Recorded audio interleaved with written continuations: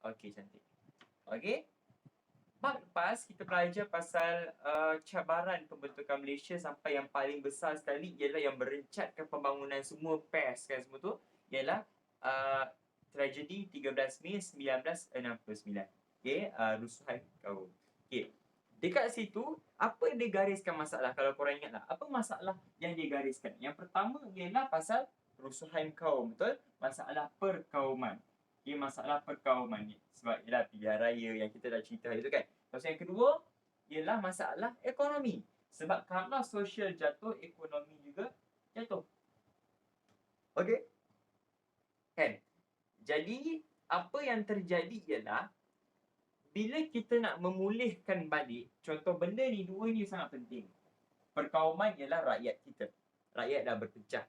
So, kalau rakyat berpecah, boleh tak rakyat membangunkan ekonomi? Tak boleh. Maka bila dua-dua berkaitan, macam hipotesis saya lah, kalau sosial jatuh, ekonomi jatuh, politik juga jatuh. Betul? Maka kita takkan mampu untuk maju dan bergerak ke depan sebagai sebuah negara. Maka apa yang boleh kita buat? Maka bab 7 dan bab 8 kembar ni ialah penyelesaian kepada dua masalah ini. Okey, boleh, boleh. Dan benda perkauman, masalah paling besar yang pertama ini diselesaikan pada bab 7. Benda ekonomi krisis yang berlaku diselesaikan di bab 8. Kalau korang perasan lah. Kalau korang perasan. Jadi kita nak bina balik kesejahteraan daripada kekecohan dan kekacauan semasa bab 6 hari tu, masa 13 Mei, step pertama, ini bab 7. Step kedua, masalah kedua masa lepas rusuhan, ekonomi, bab 8 akan menyentuhnya. Nampak tak? Kan related macam saya cerita lah. Setiap bab berkait. Sorry ya. Okay, kurang siap. Okay, so bab 7 dengan bab 8 berkait rapat dengan insiden 13 Mei 1969 selepas tu. Macam mana kita nak bangkit semula. Sementara tu, sebelum kita teruskan, saya nak ucapkan tahniah kepada atlet negara kita, Datuk Azizullah Senyawang dengan Syah Firdaus yang berjaya ke suku akhir Kirin Olimpik. Tengok tadi best. Dan Syah Firdaus kemalangan kan, telah berlanggar dengan Jack Carlin dari UK. Dia katanya okey, walaupun nampak teruk kan, tapi dia kata okey. Dan insyaAllah mereka mampu buat terbaik untuk suku akhir kan. Doakan yang terbaik untuk mereka supaya Malaysia dapatlah emas pertama dalam sejarah. Dan juga kan dah kata baru ni Sarah je. Hai Sarah, hai. Kan, dan juga harapan kita ialah Syah Firdaus sihat. Okay, dan boleh seperti sedia kala. Doakanlah saya sihat sekali. Doakanlah. Kan doa korang kan makbul. Gitu. Amin. Gitu kan. Okay, tak apa. Okay. Sarah sudah masuk. Alright. Bila Sarah sudah masuk, kita pun teruskan. Boleh faham kan? Boleh faham kan? 13 Mei benda dia. Dua masalah besar yang ditimbulkan hari tu. Tak apa ni Sarah, tak apa. Saya tak pernah marah pun kan. Okay. Perkauman dengan ekonomi. So, cara penyelesaiannya ialah perkauman diselesaikan di bab 7, ekonomi diselesaikan di bab 8. Korang tolong ingat satu perkara. Bab 7 memanglah dalam exam tak bagi tahu ini bab apa, ini bab apa kan. Tapi bab ini fokusnya hanya satu saja. Tak percaya kat saya. Fokus dia 7.1 sampai 7.6. Fokusnya hanya satu saja.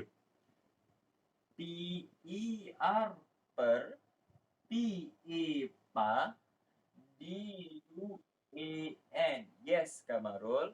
Perpaduan. Tak percaya? Tengok satu-satu. 7.1, 7.2, 7.3, 7.4, 7.5, 7.6.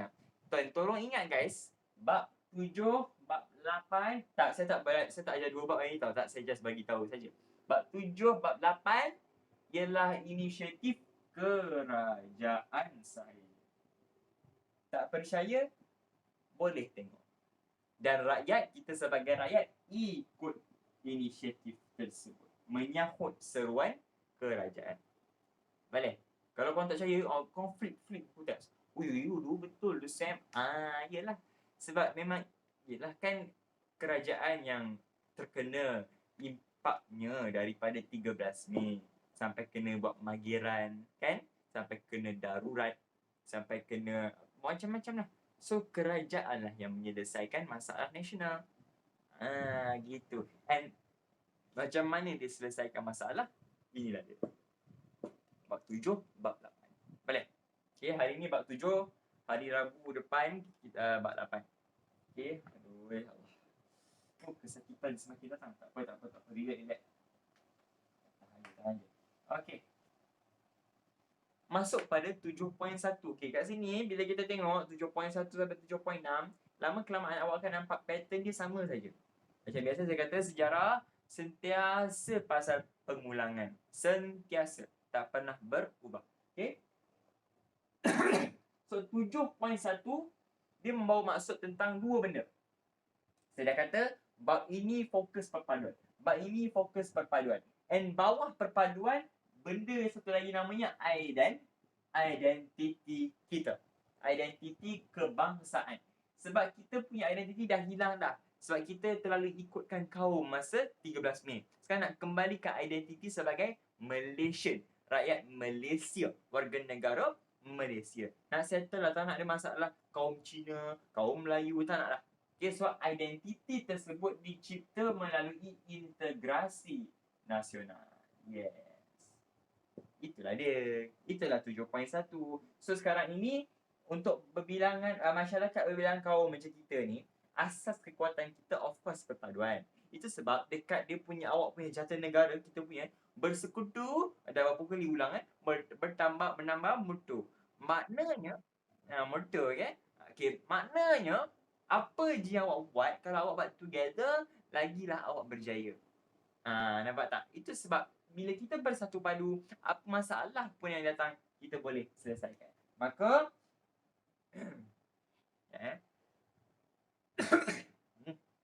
okay. So, kerajaan pun melaksanakan pelbagai langkah, bla bla bla kan. Okay. So, maksud dia, ada dua, perpaduan dengan integrasi nasional, dia nampak sama. Nampak sama tapi bukan dia. Gitu kan. Nampak sama tapi tak sama caranya. Nampak sama, integrasi, together, sama-sama. Perpaduan, bersama-sama juga. Tapi apakah bezanya? Memanglah ejaan beza. Kau jangan cakap macam tu. Nanti kat cikgu kau cakap, ejaan beza cikgu. Kat SPM hancur kau kena. Baik tak payah. Kan? Nak loya buruk tu simpan untuk masa depan. Okay. So perpaduan dan integrasi nasional, dia ada dua proses berbeza tetapi berlandaskan dua perkara yang sama. Benda yang mengikat mereka ialah perlembagaan persekutuan satu dengan rukun negara. Selama ni tak pernah dengar pun perkataan rukun negara. Hari ini tiba-tiba rukun negara pun datang. Bilanya datangnya rukun negara tu? Dari mana datangnya rukun negara? Siapa yang cipta? Siapa yang itu? Bla bla bla bla. Itu dan ini. Maka konflik rukun negara ini diterangkan di 7.6, kan? So, perpaduan integrasi nasional, perlembagaan dan persekutuan dan prinsip rukun negara. Prinsip means kita punya pegangan kita. Identiti kita. Identiti kan dekat situ. Yes, kan? Okay, so, perpaduan kaum ialah rakyat. Kan? Perpaduan kaum ialah rakyat. Bukan raja. Okay, perpaduan kaum ialah rakyat. So, keadaan rakyat. So, keadaan rakyat, pelbagai etnik, pelbagai agama, pelbagai wilayah hidup dengan aman dan dalam masyarakat yang harmoni ataupun bersatu. Perpaduan, satu padu. Bila satu, semakin padu, kuat. Okay, dah tak ada lemah dah tak ada benda yang boleh memecah belahkan. Tada. Integrasi nasional. Apa benda integrasi nasional itu? Integrasi nasional. Ada nama orang tak? So, tak ada. So, dia ialah proses. Kan senang nak ingat? Definisi. Keadaan apa? Perpaduan kaum. Kaum itu ialah orang. Orang kaum siapa? Rakyat Malaysia. So, keadaan rakyat. Yang pelbagai etnik, agama, kaum, wilayah. Hidup aman dalam keadaan harmoni, bersatu. Integrasi nasional ada nama orang? Tak ada. Dia proses dynamic. Integrasi. Togetherness. Integrate. Semua diintegrate kan. Kalau admits integrate apa? Kamirkan kan. Aku tak nak sebut yang tu. Stress pada otak kan. So proses dynamic untuk merapatkan. Okay, merapatkan hubungan masyarakat antara negeri. Sebab kita Persekutuan Malaysia. Negeri-negeri bersekutu gabung membentuk satu persekutuan dipegang dengan perlembagaan. Dan negeri lain-lain. So, satu kan? Okay? So, masyarakat antara negeri membentuk satu bangsa. Bangsa dia? Bangsa Malaysia. Dia faham? Okay.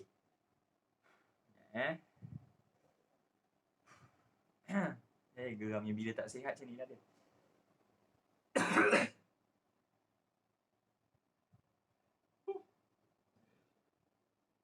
Geram tu dia tak sihat ni. Okay. So proses dynamic hubungan masyarakat membentuk antara negeri yang menjadikan satu bangsa. Okay.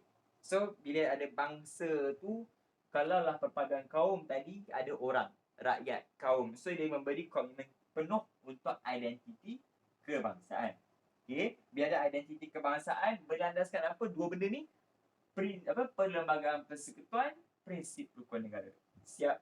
Lepas tu integrasi nasional pula. Integrasi nasional. Satu bangsa. Satu bangsa. Maknanya engkau memang ada banyak ciri-ciri. Melayu, Cina, Bidayu, India, Iban, apa semua kan. Memang banyak ciri-ciri.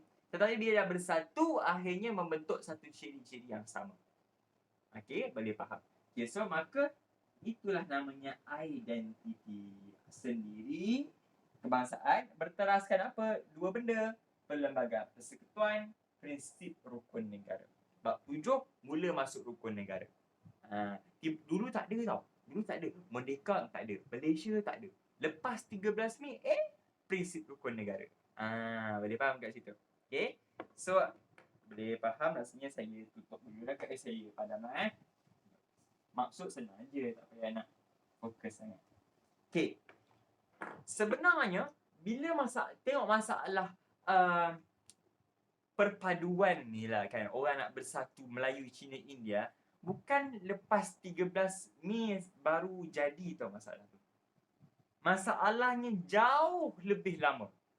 Siapa yang buat? Kan? Siapa yang buat Okay. Start dengan B. B-R-I-T-I-S-H. Apa? Sebutnya apa ni Miska? British. Tolonglah ingat bila saya dah pernah ajar awak Great Britain, British sama. Dasar pecah dan perintah. Saya rasa saya pernah bagi tahu awak betul? Dasar pecah dan perintah. Kalau contoh ekonomi, Melayu bekerja sebagai petani kat kampung-kampung. Cina dekat estate, betul tak? Dekat estate, estate lah. Cina dekat bandar, aktiviti perdagangan, perniagaan, lombong, apa semua. India dekat estate ladang getah. Lepas tu India, Cina dibawa masuk jadi buruh. Semua tu dah ditetapkan, setiap orang ada kawasan masing-masing.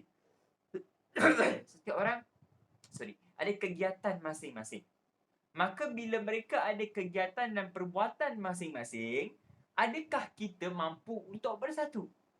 Tak boleh kan? Sebab British sudah memecahkan kaum. Pecah perintah. Dia dah pecahkan kita ikut sektor. Dia dah pecahkan kita ikut tempat tinggal. Jadi macam mana kita nak bekerjasama? Tempat dah lain, buat kerja lain. Cina dah kaya, divide and rule. Betul. Okay, divide and rule. Boleh divide and conquer lebih tepat. Kan? Awak nak, walaupun dalam buku teks tak keluar nama dasar pecah perintah, awak nak guna dalam exam, boleh dapat markah. Satu markah. Dalam essay ke struktur kan. Saya dah kata, sejarah ni explore. Lagi banyak fakta akibat yang awak jumpa, yang tak ada kat buku teks tapi related, relevant, markah tambah, markah dapat. Kadang-kadang awak tak boleh expect. So, jangan underestimate benda ni, boleh? Okay. Susah betul dia sakit ni. Okay. So, British buat apa? Dia buat pemisahan kaum. Okay, dia buat pemisahan kaum.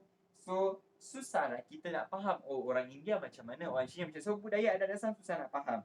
So, Apa yang terjadi ialah kita tak adalah nak give up, betul tak? Bila diorang buat hal, kita lagi dah lawan, betul? Lawan. So, pemimpin pelbagai kaum lepas World War II mula bekerjasama untuk membentuk perpaduan. Betul tak? Sampai sekarang lah perpaduan itu masih kekal. Okey, contoh. Kesan dasar British ni, pecah perintah, pemisahan kaum, kesan dia ni, macam saya cakap, kalau awak sesat, kembali ke pangkal jalan. Next. First ialah politik. Okay? Politik ataupun pentadbiran. British memerintah dekat tanah Melayu guna sistem residen. Residen dekat negeri-negeri Melayu bersekutu. So, bila sistem residen pula, apa akan jadi? Dari segi ekonominya, dia bawa buruh daripada China, daripada India. Dia bawa buruh masuk untuk bekerja dalam sektor peladangan, perlombongan, perniagaan. So, kaum Bumiputera pula, bila tempat bandar, dah buruh China, India ambil alih, Melayu buat apa, dik? Melayu diketepikan. Betul? So, Melayu dibawa pergi kampung. So, ekonomi tradisional, pertanian tradisional. So, mereka terpisah. Jadi, bila mereka terpisah, apa akan jadi?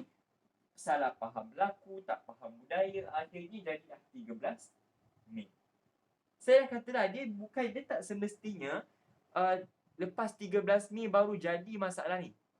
Dia tak jadi bila 13 Mei, baru ada masalah kaum.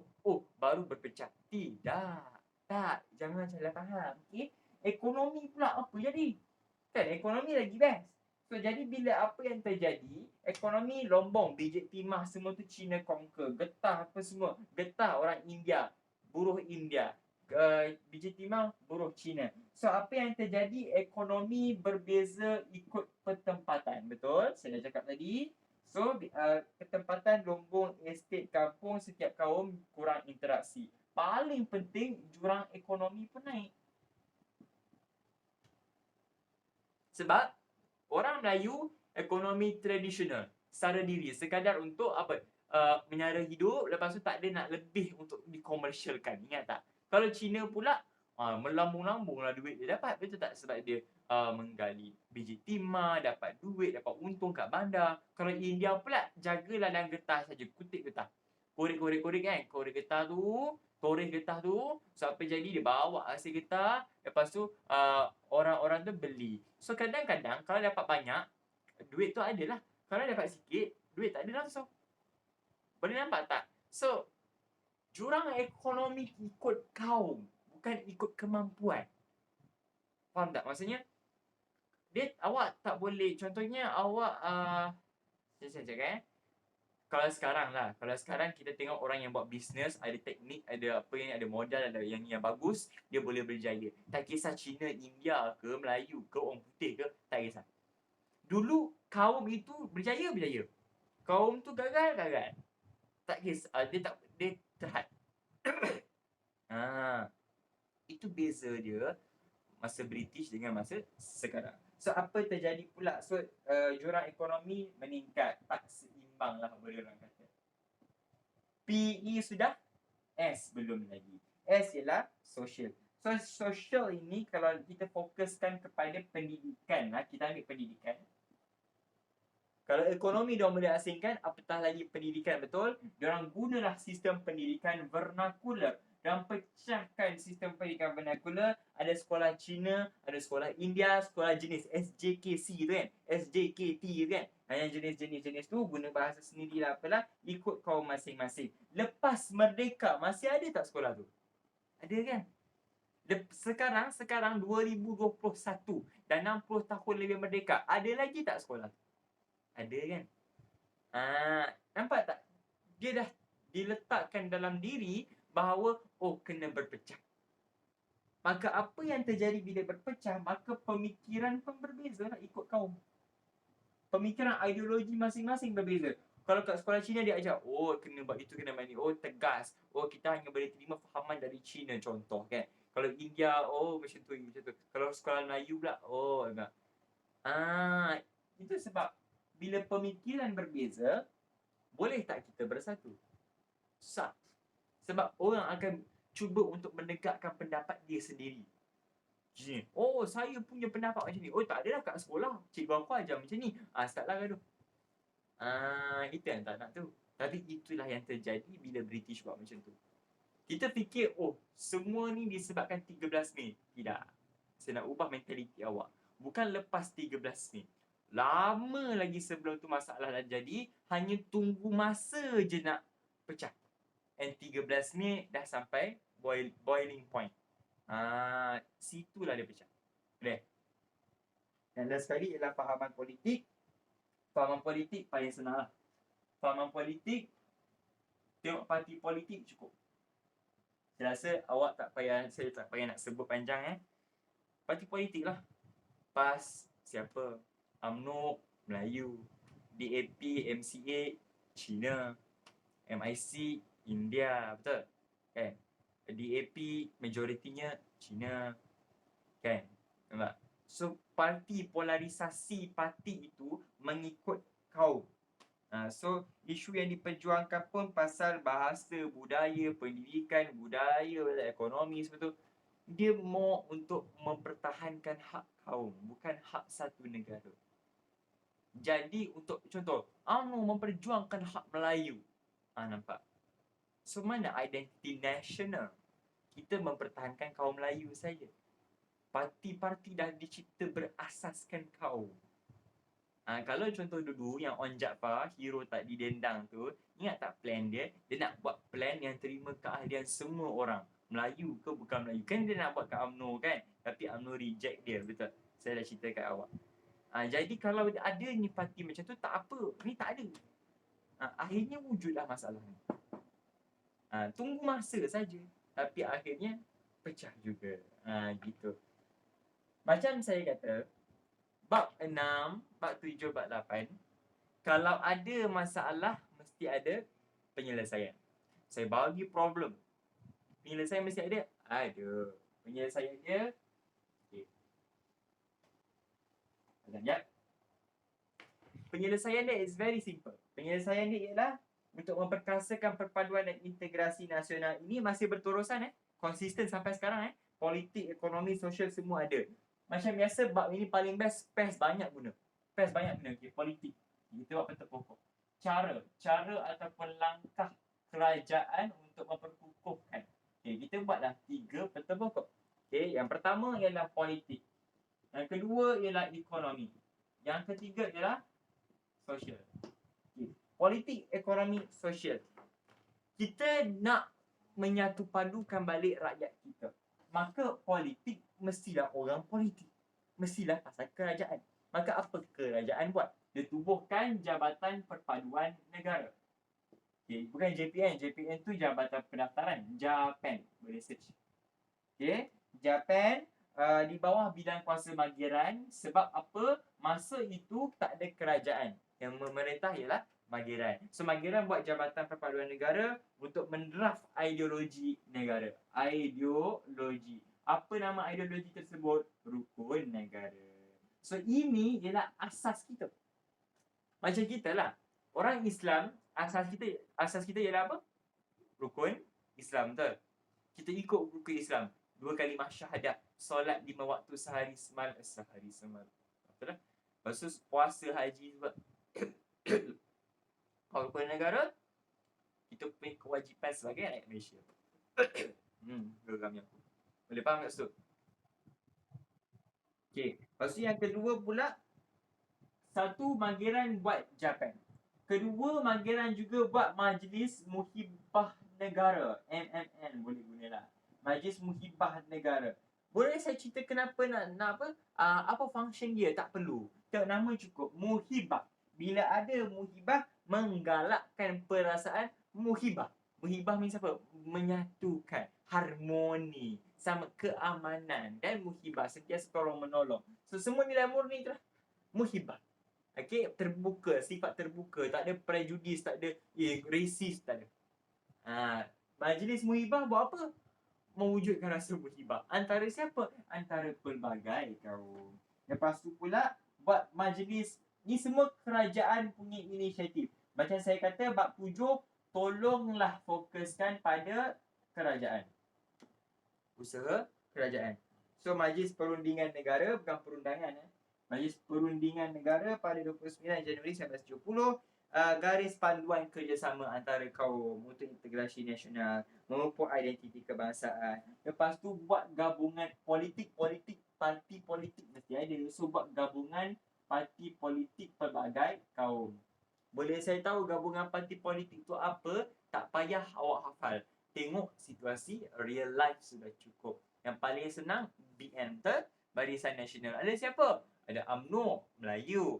Campur siapa? MCA, China. MIC, India. Nama semua Barisan Nasional. Gabungan parti pelbagai kaum. Sesatukan mereka. Ini bukan nak sentuh pasal politik. Cuma asas dia, fakta dia. Lepas tu menyelaraskan perkhidmatan awam antara negeri. Okay? Untuk, yalah, so tak ada gaduh lah antara negeri dengan persekutuan ke apa kan. So dia memperbaiki balik. So kronologi kerjasama politik paling senang. Sebelum merdeka ada siapa? Parti Perikatan. Simbol kapal layar. Betul? Kapal layar gitu untuk merdeka. Lepas tu lepas dah merdeka, settle merdeka ada Malaysia. Lepas tu ganti dia ialah bentuk Dacin. Yes, bentuk Dacin. Okay, Barisan Nasional. Lepas tu, Tun Abdul Razak mempengerusikan mesyuarat Barisan Nasional start pada 1 Julai 1974. Lepas Malaysia dibentuk, lepas rukun negara, lepas darurat, dia buat yang baru. Untuk kukuhkan lagi perikatan pelbagai kaum tu. Okay, boleh faham? Okay, saya telah politik. Jom pergi ekonomi pula. Kita nampak tak bila cara untuk buat tu, bila awak guna PES, lagi awak faham. Oh, macam tu rupanya. Okay, so ekonomi, saya tak payah cakap sebab awak dah belajar bab yang lepas. Rancangan pembangunan 5 tahun, gunalah yang itu. Tu first. Okay, rancangan pembangunan 5 tahun untuk pertumbuhan ekonomi semua kaum. Ada ke Perdana Menteri Malaysia buat rancangan ekonomi? Okey, saya buat ni untuk Melayu je. Saya buat ni untuk Cina saja. Ada? Tak ada. At least ada untuk setiap kaum punya peluang untuk membesar, untuk berjaya gitu. Okay. Astagfirullahaladzim. Okay. Kalau dasar pula, ada dasar ekonomi baru dengan dasar pembangunan negara. Dalam rancangan pembangunan 5 tahun tu untuk kemakmuran ekonomi. Lepas tu yang awak pernah belajar untuk pembangunan masyarakat luar bandar, buat pembangunan wilayah. Semua tu pun dia masuk juga rancangan pembangunan tanah. So bila pembangunan tanah, so bila dibangunkan, rakyat yang miskin itu berjaya dikurangkan, jurang pendapatan dikurangkan. Jawapan seekor burung. Rakyat miskin kurang, pendapatan meningkat, pengangguran kurang, taraf hidup meningkat, ekonomi meningkat. Kalau ekonomi meningkat, politik okey, stabil. Kalau politik stabil, sosial juga aman dan harmoni. Macam hipotesis saya. Nampak tak dekat situ kaitan dia? Markah awak dah berjebon dah. Tak kisah soalan apa awak dapat. So awak dah faham konsep. Gitu. Okay, next. Memajukan perindustrian dan perdagangan. Okay, so majukan industri dengan perdagangan. Industri dengan perdagangan kena maju. Dekat mana? Zon perindustrian bebas, bayar lepas, Pasir Gudang, Pelabuhan Kelang. Penghijrahan penduduk ke bandar. Sebab dulu, okay guys, dulu dekat luar bandar kan kita duduk kan, orang Melayu. So bila bandar-bandar besar dah ada, dah dibuka, maka mereka pergi ke bandar cari pendapatan. Kan? Carilah pendapatan. Itu benda basic. Jadi bila sampai ke bandar itu, ada tak kaum tersebut berpecah lagi? Tak ada. Sebab orang India pergi bandar, orang Cina pergi bandar, orang Melayu pergi bandar. Jadi kaum itu dah mula berinteraksi. Jadi dah nampak tak? Oh, dah together. Dah tak ada dekat tempat itu aja. Tak ada. Maka boleh tak usaha untuk start integrasi nasional? Boleh. Faham tak so? Okay. Abang. Betul. Itu nanti ya. Okay, jangan masuk situ lagi gitu. Okay.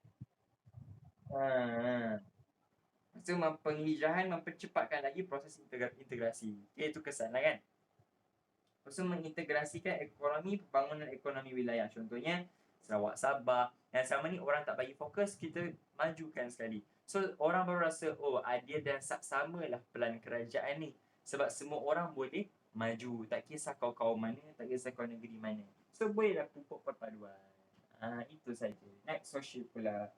Social, awak akan belajar sekejap lagi di 7.3, 7.4, 7.2, 7.3, 7.4, 7.5. Itu semua pasal sosial. Sosial. Gitu. Okay, social. Pasal dasar pendidikan kebangsaan. So, dari aspek pendidikan. Lagi, lepas tu, sistem pendidikan. Laporan Rahman Talib, Jawatankuasa Kabinet, pasal pendidikan kebangsaan. Bahasa Melayu, bahasa kebangsaan. Atau bahasa kebangsaan, bahasa. Budaya. Lepas tu, sukan. Lepas tu, rukun negara. Kenapa saya, apa saya kata? Kenapa saya ringkaskan? Mudah saja saya ringkaskan bersebab. Sebab saya ringkaskan ialah korang akan belajar benda ini nanti di 7.7.7 yang seterusnya. Yeah. So, memang korang akan masuk bidang ini. So, selesai dah. So, kita masuklah 7.2.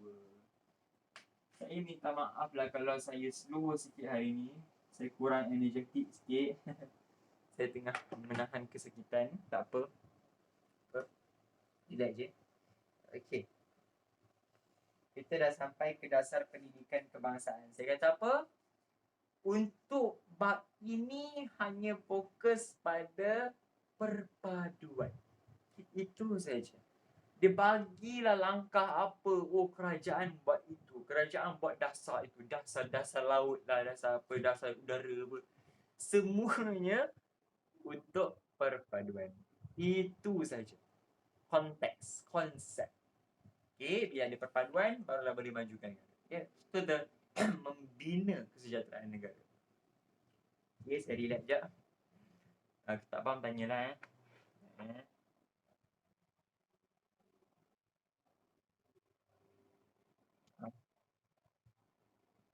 Apa, ada apa?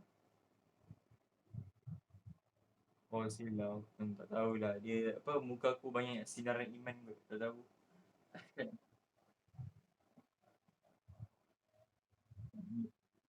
Biasalah. Buta itu rahmat Tuhan. Tiba.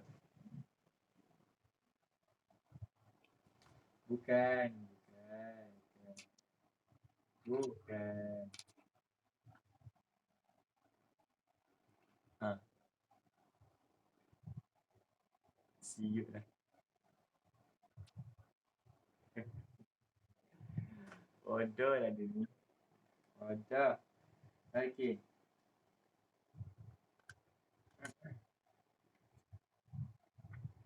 Tak betul.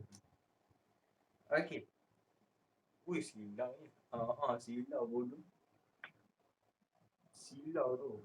Dia punya fokus kamera kot. Tak apalah.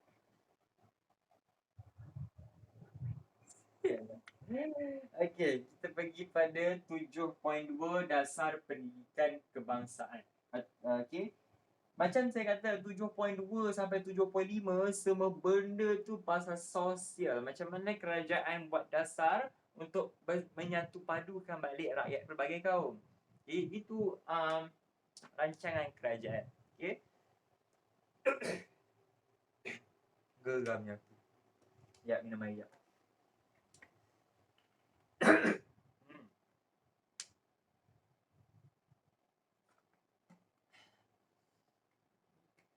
Pengajaran dia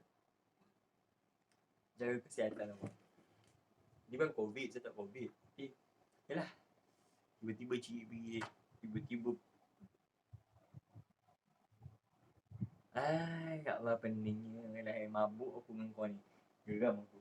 Okay, dasar pendidikan kebangsaan. Pendidikan ialah saluran terbaik untuk perpaduan. Why? Sebab awak sendiri tahu. Saya rasa tak perlu dah ajar awak. Sebab awak dekat sekolah, tak semua, bukannya kaum yang sama. Kaum berbeza, betul? Awak kenal kawan-kawan awak, semuanya ada personality yang lain. Latar belakang berbeza. Sekolah kau semua Melayu. Tetapi budaya berbeza. Ada kadang-kadang Melayu dari mana? KL. Ada kadang-kadang Melayu dari Negeri Sembilan. Melayu dari Johor. Memang sial lah kau. Okay. Geram aku. Okay. Jadi bila ada benda macam itu, maka apa yang jadi ialah terjadi pertukaran budaya. Macam mana? Kau cerita lah, oh aku budaya aku raya macam ni. Aku pakai baju ni. Oh aku punya kuih raya macam ni. Kau benda simple. Tapi nampak dia lebih apa?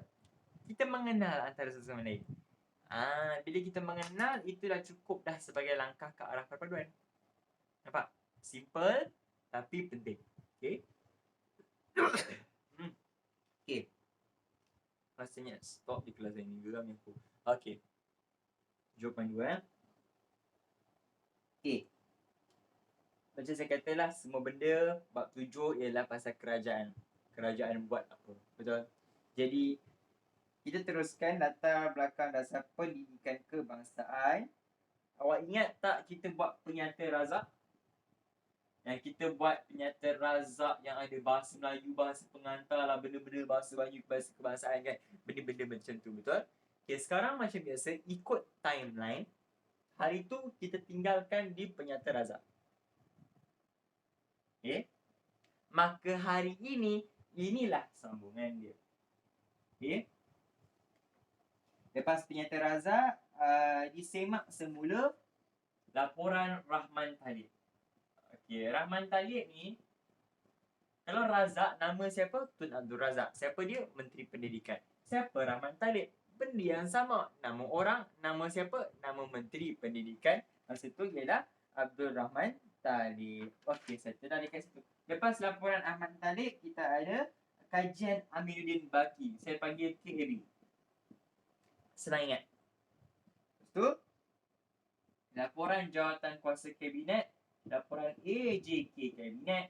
Lepas tu, falsafah pendidikan kebangsaan ni saya bawa ke tepi. Sebab ini lebih kepada prinsip. Ni peta alif. Senangkan korang untuk remember. Lepas tu last sekali ialah akta pendidikan. Macam biasa, bila kita nak buat akta, banyak proses betul. Maka akta lah ialah benda yang last. 1996. Finalizekan benda tersebut. Boleh faham? Alright. Maka, apa yang kita buat, penambahbaikan semua ni, kalau ada akta, mesti ada perkenan yang di-Pertuan Agong sebagai ketua negara. Okey, mesti ada perkenan yang di-Pertuan Agong sebagai ketua negara. Alright. So, apa kalau soalan SPM tanya, apakah matlamat dasar pendidikan kebangsaan? Bab ini cerita pasal apa? Perpaduan. Jadi, apakah matlamat falsafah pendidikan kebangsaan? Untuk menyatu padukan rakyat Malaysia. Satu mata. Dah, siap. Kalau dia tanya dua matlamat. Matlamat kedua, apa tujuan awak belajar? Apa? Awak belajar untuk awak dapat kerja. Betul? Awak dapat menuntut ilmu sampai universiti, kerja. Kerja awak gunakan ilmu yang awak dah belajar. Maka awak mahir dengan ilmu awak. Maka apa matlamat yang kedua? Matlamat kedua, sediakan tenaga kerja mahir kita ni nanti bila kerja daripada bab ni pasal apa? Perpaduan. Pelbagai kaum. Pandai gunakan keyword situ. So, matlamat ada dua. Matlamat ada dua. Untuk dasar pendidikan kebangsaan, matlamat ada dua. First, tajuk ni pasal apa? Perpaduan. So, matlamat dia menyatu padukan kaum. Menyatu padukan rakyat. Yang kedua, bila kita belajar untuk apa? Untuk lahirkan tenaga kerja mahir. Adakah mahir dari orang Melayu je? Tidak. Pelbagai kaum. Siap lah dia. Lagi. Rasanya dua dah cukup ke? Rasanya dua dah cukup. Tapi kalau awak rasa nak tambah lagi, boleh. So, kalau awak belajar pendidikan, sistem pendidikan buat apa? Memenuhi keperluan negara lah. Negara perlukan arkitek. Negara perlukan doktor. Belajar. Sampai degree. Sampai PhD. Itu sebab kadang-kadang ada juga orang Malaysia belajar kat luar negara, dapat kerja kat luar, tak balik-balik Malaysia. Why? Kan kita ada kan kes-kes macam tu kan. Soalan dia, why? Kenapa tak balik? Kan? Sebab kalau kat luar, demand tinggi, gaji banyak. Sampai kat Malaysia, demand ada. Tapi tak setimpal pendapatan dia dengan kelayakan. Jadi adakah orang minat? Memanglah orang kata, oh kau ni dah haka ke? Kau ni mengkhianati negara ke? Tak nak balik. Tetapi bergantung pada kelayakan. Dekat luar, orang menghargai kau punya cita-cita, kau punya pekerjaan sampai kat Malaysia, apa yang jadi? Nampak? So kita perlu, negara perlu tau pekerjaan tu. So kena belajar. Kalau kau bodoh mana boleh jadi. Gitu. Next. So menggalakkan perkembangan PES. Okay. Lepas tu melahirkan rakyat dan berilmu seimbang harmoni menyumbang kepada keharmonian dan kemakmuran negara. Okey. Settle dah. Penyata razak tak perlu saya cakap. Sebab kita dah belajar. Okay, kita dah belajar. Settle. Sambungan dia ada sequel. Sebab pelan-pelan pendidikan yang buat manusia. Manusia bukan sempurna. Jadi mestilah walaupun sedikit mesti ada kelemahan. Maka bila datang manusia yang lain yang lebih advance, yang lebih berpengalaman, yang lebih berilmu, dia nampak kesilapan. Dia nampak ruang untuk upgrade, improve. Maka disebabkan itu banyak update. Macam awak update phone iOS ke, awak update apps kan, awak update Instagram, awak update Twitter kan. Awak tahu Twitter tu power, awak tahu Instagram tu power, tapi bila ada ciri-ciri baru, bila nak improve performance apps awak kena update, betul? So sama lah dengan sistem pendidikan. Itu pun sistem juga, ini pun sistem juga. Dicipta oleh manusia, sentiasa ada ruang untuk improve. Macam awak nak SPM tahun depan, sentiasa ada ruang untuk improve kelemahan diri awak. Analyze and improve. Gitu boleh, okay? So macam saya kata, laporan Rahman Talib dipengerusikan Abdul Rahman Talib, menyimak semula mengumpulkan penyata jawatankuasa pelajaran menjadi asas penggubalan Akta Pelajaran 61. Sini ada akta lagi. Akta Pelajaran 61. Apa tujuan ni? Semak yang sebelum. Apa tujuan kajian ni? Semak sebelum. Improve. Apa tujuan AJK Kabinet dan Laporan? Semak sebelum. Apa tujuan Akta Pendidikan Nasihat Bahasa Bonang? Semak sebelum. Simple kan? Ya, itulah dia. Okay, so Akta Pelajaran 61, penyemakan dasar pendidikan kebangsaan seterusnya. Mengekalkan teras sistem pendidikan kebangsaan. Kita nak satu padukan rakyat. Kak Penyata Razak dah kata kita gunakan sistem pendidikan kebangsaan, betul? Ingat balik, ada dua ciri-ciri tu, pendidikan seragam, kurikulum yang sama. Betul? Satu, kalau tak kisahlah kau orang Melayu, Cina, India, semua sama. Perpaduan ni kena ada kesamaan lah. Okay, so kita dah tahu benda itu boleh membuatkan kita bersatu padu. Perlu tak kita ubah? Tak perlu. Dah tahu terbukti, apa nak ubah? Kan? Okay, so cadangannya baru masuk improvement. Itu. So cadangan dia adalah bahasa Melayu first step. Bahasa Melayu dijadikan bahasa pengantar semua institusi pendidikan, semua peringkat. Bahasa seragam, so perpaduan tu adalah. Okay, dekat Penyata Razak, bahasa Melayu pengantar di mana? Sekolah menengah je kan? Cuba tengok balik. Ke mata pelajaran wajib ke apa, cuba check balik kita punya nota hari tu. So sekarang dia improve. Semua peringkat DM bahasa pengantar. Improvement. Okay. Yang kedua, kurikulum yang sama.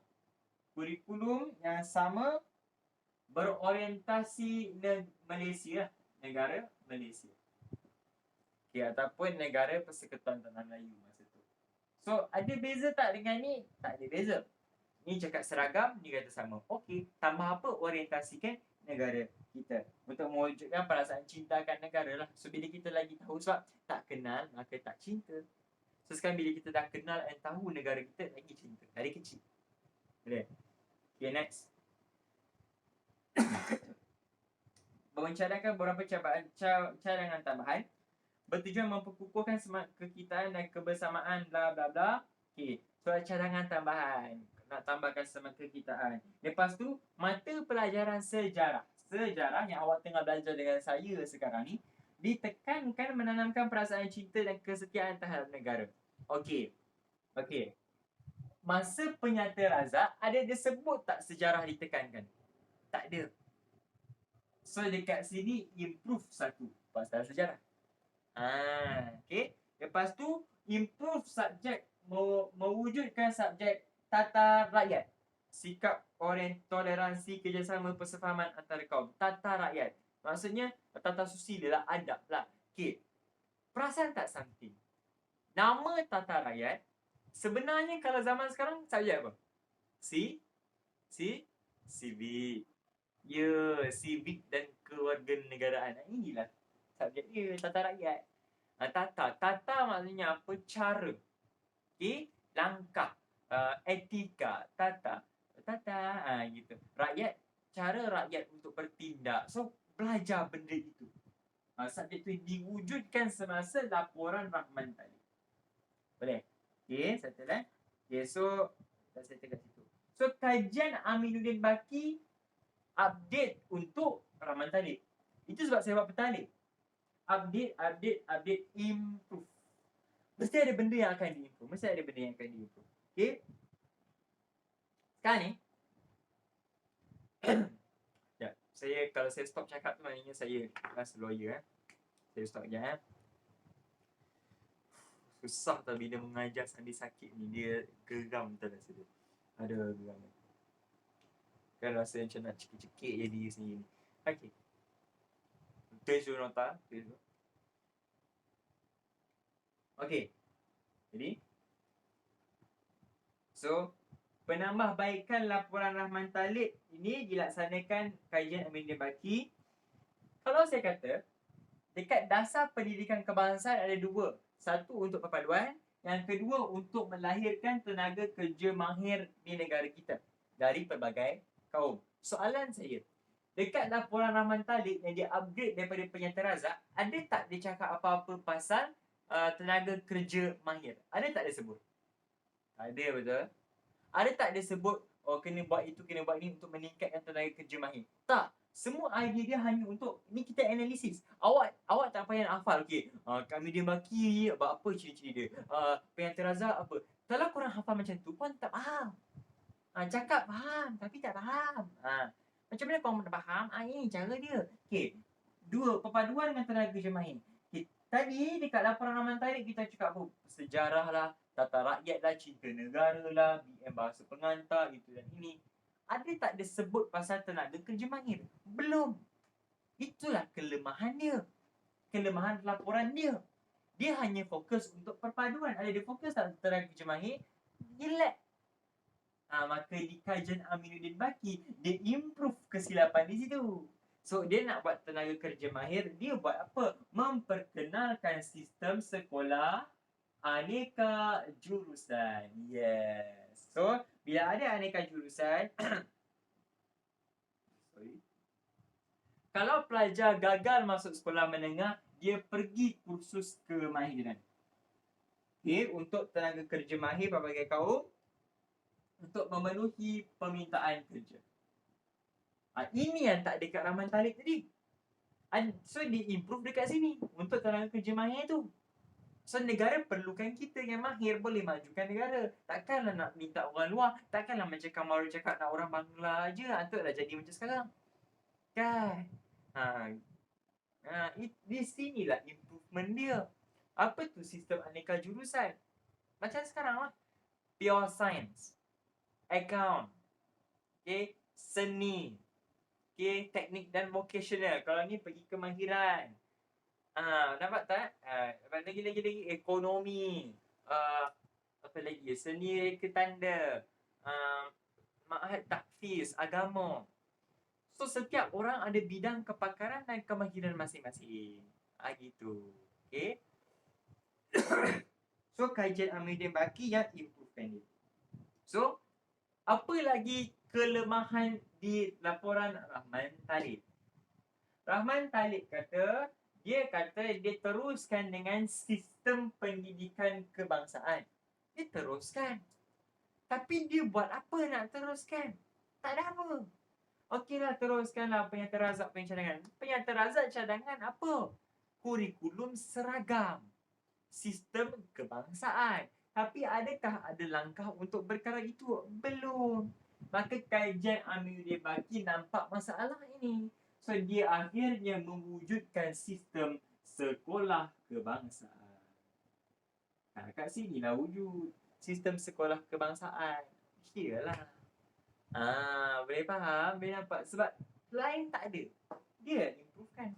So, sistem sekolah kebangsaan diwujudkan. So, menggabungkan semua kaum untuk memupuk perpaduan kaum. So, siapa Amiruddin Baki? Amiruddin Baki ni Rahman Talib, nama orang, Menteri Pelajaran. Amiruddin Baki pun nama orang. Dia ialah Ketua Penasihat Pendidikan Malaysia. Dia susun dasar pelajaran kebangsaan. So, dia terlibat dengan pengantar azab. Dia terlibat buat laporan Rahman Talib. Tetapi bila time dia buat kajian dia, research untuk tengok apa kelemahan dua ini, baru dia dapat apa silap dia. Boleh faham? Okay, settle lah. So, maka pergilah ke next step. Laporan AJK Kabinet 1974. Okay, dekat sini awak akan nampak pelbagai perubahan sistem pendidikan negara. Okay, di sini awak nampak sistem tu berubah sepenuhnya. Dia macam contoh, dia merevolusikan sistem pendidikan negara di sini. Okay, siapa pengerusi dia? Tun Dr. Mahathir Mohamad. Siapa dia? Takkan ada Perdana Menteri kot. Takkanlah Perdana Menteri buat dasar pendidikan negara. Tidak. Dia buat apa? Dia masa tu ialah macam cakap dia ialah Menteri Pelajaran masa tu. Jadi dia bolehlah buat benda pasal pelajaran. Dia belum jadi PM lagi. Masa tu ikut timeline 1974. Dia jadi PM 1981. Lama lagi. Jadi dia menjadi Menteri Kabinet, dia buatlah kerja dia dalam bidang dia. Boleh. Okay, so macam cakap, so laporan ni diumumkan pada 1979. Macam biasalah, awak nak buat report bukan senang kan. Bukan awak buat report hari ni, esok hantar. Kadang-kadang itu pun report eksperimen, itu awak buat last minute. Kadang-kadang saling kawan bina kan. Ini laporan rancangan untuk membangunkan negara. Tak boleh main buat cacah marbah adik. Tak boleh. Maka dia kena buat elok-elok. Maka untuk buat elok-elok, maka 5 tahun ambil masa nak plan betul-betul untuk pendidikan. Saya dah kata, kenapa ambil masa lama? Sebab ini banyak perubahan pada sistem pendidikan negara. Banyak. So, dia nak memperkukuhkan perpaduan. Tadi bahasa Melayu, bahasa pengantar. Kat sini. Kat mana? Rahman Talib. Bahasa Melayu pengantar. Cukup ke untuk kita cakap saja bahasa Melayu? Tak cukup katanya. Apa dia buat? Bahasa Melayu jadi mata pelajaran wajib. Okay. BM wajib dalam exam awam. Contoh SPM, SPM ke UPSR ke kan. Wajib jawab dalam peperiksaan awam, wajib lulus. Wajib belajar lah, I think. Rasanya wajib belajar. Belum wajib lulus lagi. Wajib belajar means engkau Cina, engkau India, kau kena belajar BM. Nak tak nak, dalam kelas kena cakap BM. Kat rumah kau nak cakap bahasa Cina India, mampus kau lah. Tapi dekat sekolah, gunakan BM. And engkau nak ambil exam, kena belajar BM. Baru lagi mantul. Kalau contoh Rahman Talib tadi, bahasa Melayu pengantar saja. Okey, awak cakap BM kat sekolah. Lepas tu exam tak kisah. Kau ambil BM ke tak, siapa jangan kisah. So akhirnya engkau tak menekankan BM, tekankan subjek lain. Boleh tak bersatu padu? Susah. Sekarang ni setiap kali bercakap, setiap kali berusaha, belajar apa semua, BM. Barulah padu sikit. Betul? So yang kedua, pengasasan pendidikan kerohanian. Contoh rohani dalam hati, agama. Pendidikan Islam dan juga pendidikan moral. Agak sini lah. Kita terlalu sibuk mengejar kemajuan tapi nilai agama kita lupa. Macam mana dia? Tak boleh dia. Macam itulah. Okay. Next. Okay, saya akan ajar pendidikan pendidikan ni panjang sikit sebab penting. Kadang-kadang selalu tanya. Yang lain, yang pasal sukan apa semua, saya dah sepintas selalu. Bab 7 tak susah. Sepintas selalu je. Sebab isinya pasal perpaduan. And kebanyakannya korang keliling korang. Bersyukurlah nasib baik aku sakit masa kelas ni. Sebab tak ada banyak untuk aku tekankan sangat. Okay? So, boleh faham kat situ dulu. Maksud, nampak tak? Dia semakin ada dasar yang berbeza, semakin tu dia upgrade. Okay, next. Lagi. Apa lagi? Alright. Lepas tu pendidikan, penekanan, okey. Kalau korang nampak, apa yang tak ada, apa yang korang buat sekarang yang tak ada lagi kat dasar pendidikan? Apa yang korang buat? Okey, korang nampak pendidikan aneka jurusan, kajian Amiruddin Baki, ada science stream, account stream, ada tak zaman sekarang? Ada. Ada. Korang nampak bahasa Melayu, bahasa wajib, jawab wajib dulu semua, sekarang ada? Ada. Apa lagi yang tak ada? Yang korang buat apa dia? KSSM, KBSM, SMSM tu lah. Kan? SMSR ke apa semua. Hai Duratul Ain Rusli, apa khabar? Okey. Korang nampak itu tak ada lagi.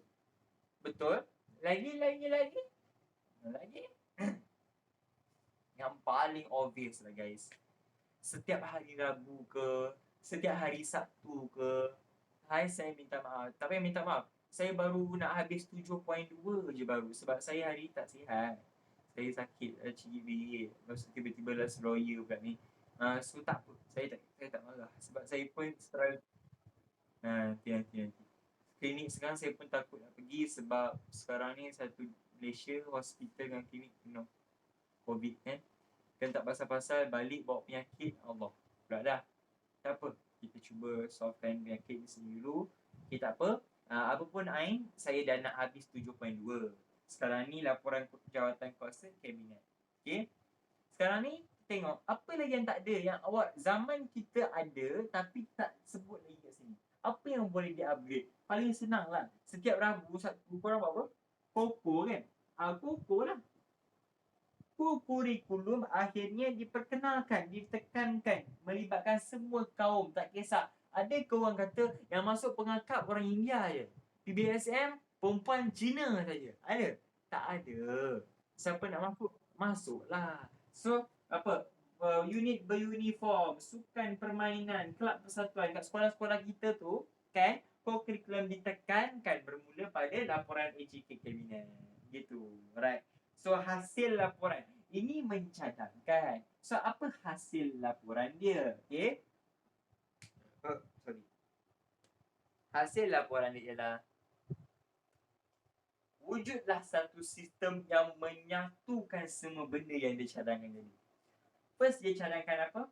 BM wajib. Rohaniah, ada agama, ada moral. Lepas ada koko. Secara tak langsungnya dia menekankan, campur sekali dengan kajian Amiruddin Baki, sistem aneka jurusan, science stream, account stream. Secara tak langsung dia membentuk satu silibus sendiri, satu kurikulum sendiri, cara belajar yang baru. Maka wujudlah istilah KBSR, KBSN. Gitu. Dan kita kenal yang korang, nama korang KSSM, KSSR. Itu baru je tukar. Tapi yang mulanya dulu kita orang batch last guna benda ni So KBSM, KBSR, kurikulum SR sekolah rendah, SM sekolah menengah, kurikulum medium pembelajaran. Tapi yang nak ditekankan B, bersepadu. Dia gunakan kurikulum kita, cara kita belajar, silibus kita untuk menyatu padukan pelbagai kaum menerusi ilmu yang dia ajar. Buku teks yang dia buat, yang kita pinjam. Semuanya ada aspek-aspek perpaduan. Itulah sebabnya adanya KBSM, KBSR. KBSR sekolah rendah 1982. Apapun sekolah menengah sentiasa start lambat. KBSM 89. So, yang paling penting, KBSR budak kecil mesti conquer apa dulu? BM. Bahasa perpaduan. 3 bidang asas. Komunikasi, kemanusiaan, alam sekitar. Komunikasi, awak bercakap. Okay, bayangkan sekolah rendah, awak budak kecil. Takkanlah awak nak bagi soalan maths pembezaan dekat dia. Tu mampus namanya dik. So, benda asas, komunikasi. Boleh tak saya bercakap BMBI? Lepas tu, komunikasi satu. Kedua, kemanusiaan. Nilai murni. Maybe ada ni pendidikan Islam, pendidikan moral. Lepas tu, alam sekitar. Bila kita ada rohani, agama menuntut kita menjaga alam sekitar. Nampak? Semua nilai dicadangkan tadi compile dan kompres dalam satu kurikulum. So perkembangan diri individu tu ada relevan dah untuk hadapi cabaran abad ke-21. So 2011 darjah 1 start guna identiti baru KS SR. Yes. Okay. Next, KBSM sentiasa start lambat. Digubal berdasarkan matlamat falsafah pendidikan kebangsaan. Kau pun pelik. Apa tu Sam? Dah bela dah kan? Kejap lagi. Tak apa. Okay, FPK melahirkan generasi berilmu, kemahiran, bersatu padu. Okay, nampak tak apa beza sekolah rendah dengan sekolah menengah? Dekat sekolah rendah, ada tak dia suruh kita kuasai kemahiran? Belum. Sebab belum tiba masa tu. Sebab bila dah kemahiran sekolah menengah, sebab sekolah menengah nak menghampiri alam kejaya. Nak masuk uni, barulah ada kena kuasai kemahiran. Ilmu kalau awak tak ada otak, susah juga. Lepas tu, lagi satu, ialah apa? Bersatu padu. Barulah kita nampak hasil antara kaum tu keluar di sekolah menengah. Okay, so KBSM ganti dengan KSSM. Form 1 bermula 2017. KSSM. Okay. So, pembaharuan kurikulum selaras dengan Pelan Pembangunan Pendidikan PPPM 2013-2025 untuk menguasai kemahiran abad ke-21. So, akhirnya daripada semua ni, sebenarnya daripada laporan AJK Kabinet ni juga ni, memperkenalkan falsafah pendidikan kebangsaan. Falsafah ni maksudnya prinsip. Maksudnya kita ni atas dasar apa? Maka contoh prinsip hidup awak. Prinsip hidup saya takkan menipu walaupun kepada seseorang. Walau dalam apa keadaan sekalipun. Maka seumur hidup kau tak boleh menipu. Satu prinsip kau. Identiti kau. So identiti pendidikan kita, macam mana kita nak mendidik anak bangsa kita? Keluarlah falsafah pendidikan kebangsaan. So first dia falsafah pendidikan nasional, FPN. Dia tukar FPK 1996. So pendidikan menyeluruh bersepadu, pelajar yang seimbang. Itu yang dia nak. Kalau tadi dia bagi seimbang tadi tu dekat mana? Dekat laporan Rahman Talib ke apa ke, dia memang cakap dia nak bagi seimbang. Tapi dia tak tunjuk macam mana. Itu kesilapan. Jadi dia upgrade masa laporan AJK Kabinet. Okey, nak seimbang. Saya buat prinsip pendidikan, falsafah pendidikan kebangsaan dari 4 segi. Korang pernah dengar tak kat sekolah Jerry? Bukan Tom and Jerry tikus dengan kucing. Bukan. Jerry. Bukan. Aku pun pernah tengok kartun tu. Bukan. Jerry, jasmani, emosi, rohani, intelek. Pernah dengar? Pernah? Tak. Yes. Okay. Jerry ni, dalam exam saya bagi satu clue untuk korang ingat. Falsafah pendidikan kebangsaan, dia nak pendidikan yang menyeluruh, seimbang, daripada aspek Jerry. Jasmani, emosi, rohani, intelek. Ulang. Jasmani, emosi, rohani, intelek. Okay. Apa? Jerry.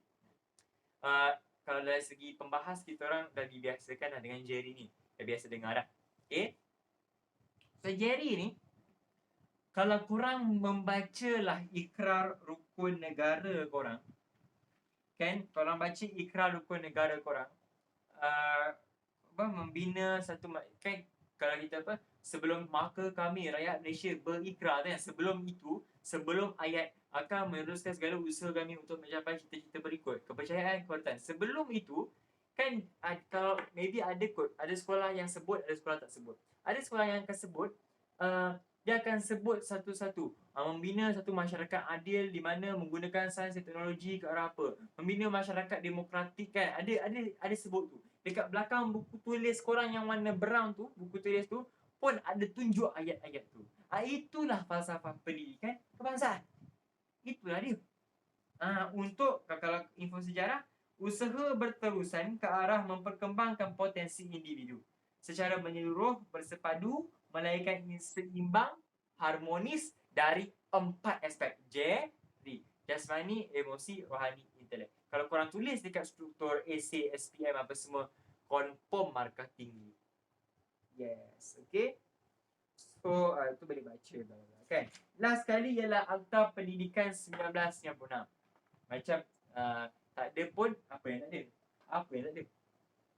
Apa info sejarah ke? Kalau tak ada dekat buku teks pada muka lah. Saya bagi tahu lah sekarang. Ada rukun negara je. Allah, aduh sakitnya. Rukun negara. Yalah, rukun negara tu membina masyarakat adil dan saksama. Masyarakat hidup demokratik apa semua tu. Falsafah pendidikan. Yalah, belakang buku syarikat. Betul lah. Sebelum rukun negara kan ada masyarakat adil, demokratik apa semua tu kan. Benda tu diambil asas dia dan dibuatlah falsafah pendidikan di situ. Boleh. Sekejap Okay.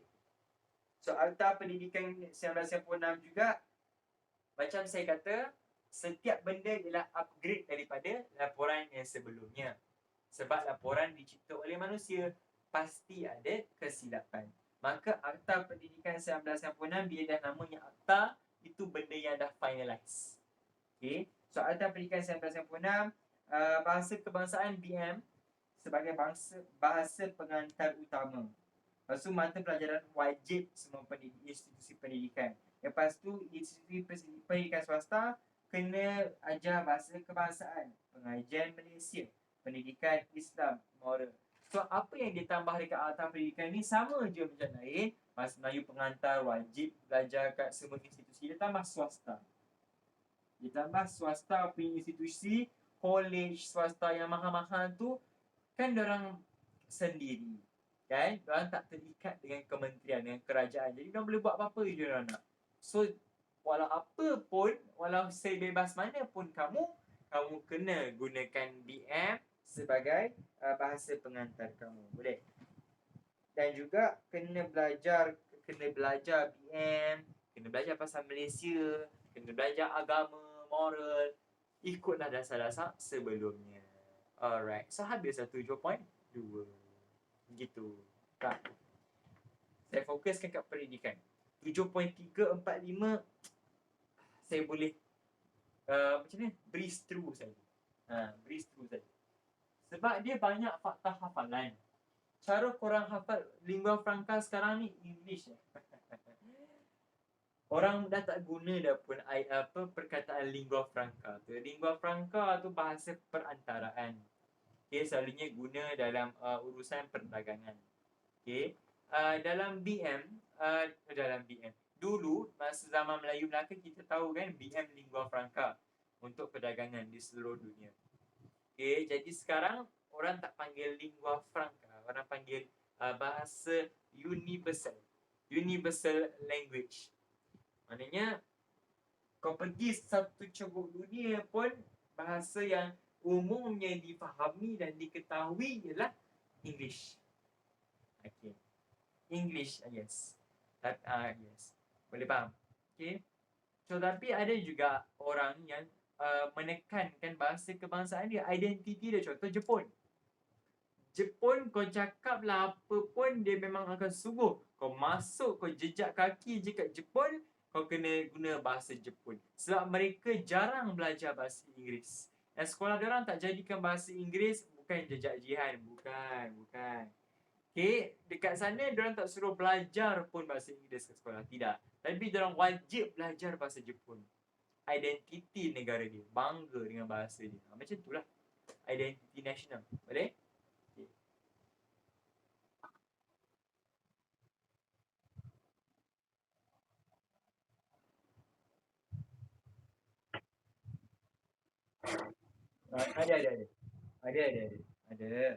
Ada je orang Jepun yang belajar English. Takkan tak ada lah kan. Ada. Okay, so saya akan teruskan dengan 7.3. Bahasa Melayu sebagai bahasa ilmu dan bahasa perpaduan. Bahasa Melayu ni dia banyak istilah. Dia bahasa kebangsaan. Satu Malaysia kena guna. Dia bahasa rasmi dalam urusan mentadbir ke urusan kerajaan. Dia bahasa perpaduan. Bahasa rasmi pengantar tu kan. Dia bahasa ilmu. So, BM ni memang diutamakan. Okay, kita pun macam mengikut direction orang Jepun lah. Mengutamakan BM. Okay. Tetapi kita tak sepower dia Semua benda in Japanese. Kita ada benda yang kita memberi ruang English untuk digunakan. Ada. Dalam parlimen pun boleh guna English. Boleh. Tapi kena guna BM. BM wajib. Tapi kalau awak nak masukkan sikit-sikit istilah BI, boleh. Contoh, awak tengah cakap, kita ingin memajukan negara kita as soon as possible. Itu English kan? As soon as possible. Awak kena cakap dengan izin Tuan Yang di-Pertua. Ataupun dengan izin. Maksudnya awak minta izin Yang di-Pertua untuk cakap guna bahasa Inggeris. Bahasa selain BM. Bahasa rasmi BM. Macam tu. Kita ni, orang Melayu, orang Malaysia ni, dia sangat pemurah. Sangat bukan pemurah saja, macam ni. Sangat baik hati lah. Dia tak ada kejam sangat. Tak boleh, kena BM juga. Tak ada. Dia memberi kelonggaran. Ya tuanku. Susah tau mengajar orang sakit. Saya sambung Okay. Macam saya kata, 7.3 pun sama, social pasal bahasa pula. Tadi pendidikan awak pun nampak. Kerajaan memang fokus betul pasal BM. Kan? Setiap laporan, BM bahasa pengantar, BM bahasa rasmi wajib belajar, BM. Kat swasta, BM. Memang dia tekankan bahasa betul lah. Kan memang dia, kena bahasa ni. Gitu kan. Lawan gitu kan. So, bahasa itu diberikan penekanan. Jadi, apa benda bahasa ni? Yang sebenarnya nak memartabatkan bahasa, banyak cara lah. Kalau kerajaan, paling basic dengan kerajaan, apa yang dibuat? Paling simple lah. Kerajaan suka menggubal undang-undang, maka dia buatlah Akta Bahasa Kebangsaan. Kerajaan buat undang-undang. First step buat Akta Bahasa Kebangsaan. Okay? Namanya Akta 32 berdasarkan perkara 152 Perlembagaan Persekutuan. Tolong ingat, bab ini dua benda tunjang integrasi nasional dengan perpaduan, iaitu Perlembagaan Persekutuan dengan rukun negara. Dua benda. Betul? So, berdasarkan perkara ini, dia kata pasal bahasa Melayu tu sebagai bahasa kebangsaan. Tetapi, bahasa lain boleh diamalkan. Kan? Kita ni kan murah hati. Betul? So, antara kandungan akta, Seksyen 2 kata urusan rasmi kerajaan. Urusan rasmi kerajaan, semua wajib guna bahasa Melayu sebagai bahasa pengantar. Okay, orang pun tanya, Sam, bahasa pengantar tu apa? Pengantar. Kantar. Bukan kantar. Pengantar. Medium percakapan. Bercakap guna BM. Dia takkan kata bahasa Melayu sebagai bahasa cakap. Itu tak sopan dia. So, bahasa pengantar. So, Seksyen 8 pula menetapkan bahawa bahasa Melayu mesti guna dalam mana-mana mahkamah di Malaysia. Seksyen 8. Yes, wajib guna. Kecuali saksi tu orang putih contohnya, dia tak reti BM. Contoh buat jenayah apa semua kan. Yang membunuh tu ialah orang putih. Bangla ke, orang Myanmar ke, tak reti cakap BM. So, dia nak guna bahasa English atau bahasa lokal dia. And ada translator akan translatekan ke BM. Boleh. Tapi orang lain, hakim, juri apa semua, hakim, peguam, pendakwa raya, semua kena guna BM. Urusan rasmi itu sebab namanya bahasa rasmi. Sebab guna dalam urusan rasmi. Boleh. Next. Bahasa rasmi pentadbiran. Baru cakap. Bahasa rasmi pentadbiran. Apa yang dibuat ialah semua kementerian, jabatan semua, bahasa rasmi guna BM. Mahkamah pun BM. Next. Memperkasakan bahasa Melayu dalam sistem pendidikan. Perlu ke saya terangkan? Saya rasa saya dah terang panjang lebar dah tadi. Betul? Sekolah menengah, buka sekolah menengah SMK. Guna BM sebagai bahasa pengantar. Contoh nama sekolah Melayu yang paling awal, Alam Shah. Sekolah Seri Puteri. Kolej Sultan Abdul Halim. Tak ingat 3, ingat 2, cukup. Semua sekolah SBP yang awal-awal lah. Tapi awak jangan pula cakap MCKK ke, Malay College Kuala Kangsar, Penang Free School ke, CBN ke. Itu sekolah Kristian. sekolah Mubalik Kristian apa kaitan dengan sekolah Malaysia kebangsaan? Tak boleh. Carilah sekolah Melayu. Cantik dah. Okay. So, memupuk semangat kegitaan bersatu, guru terlatih bahasa Melayu ditambah di sekolah-sekolah ni, guru khas untuk ajar BM pun ada. So, bahasa Melayu digunakan sebagai bahasa ilmu dan juga perpaduan. Kat sinilah. Bahasa ilmu dan juga bahasa perpaduan.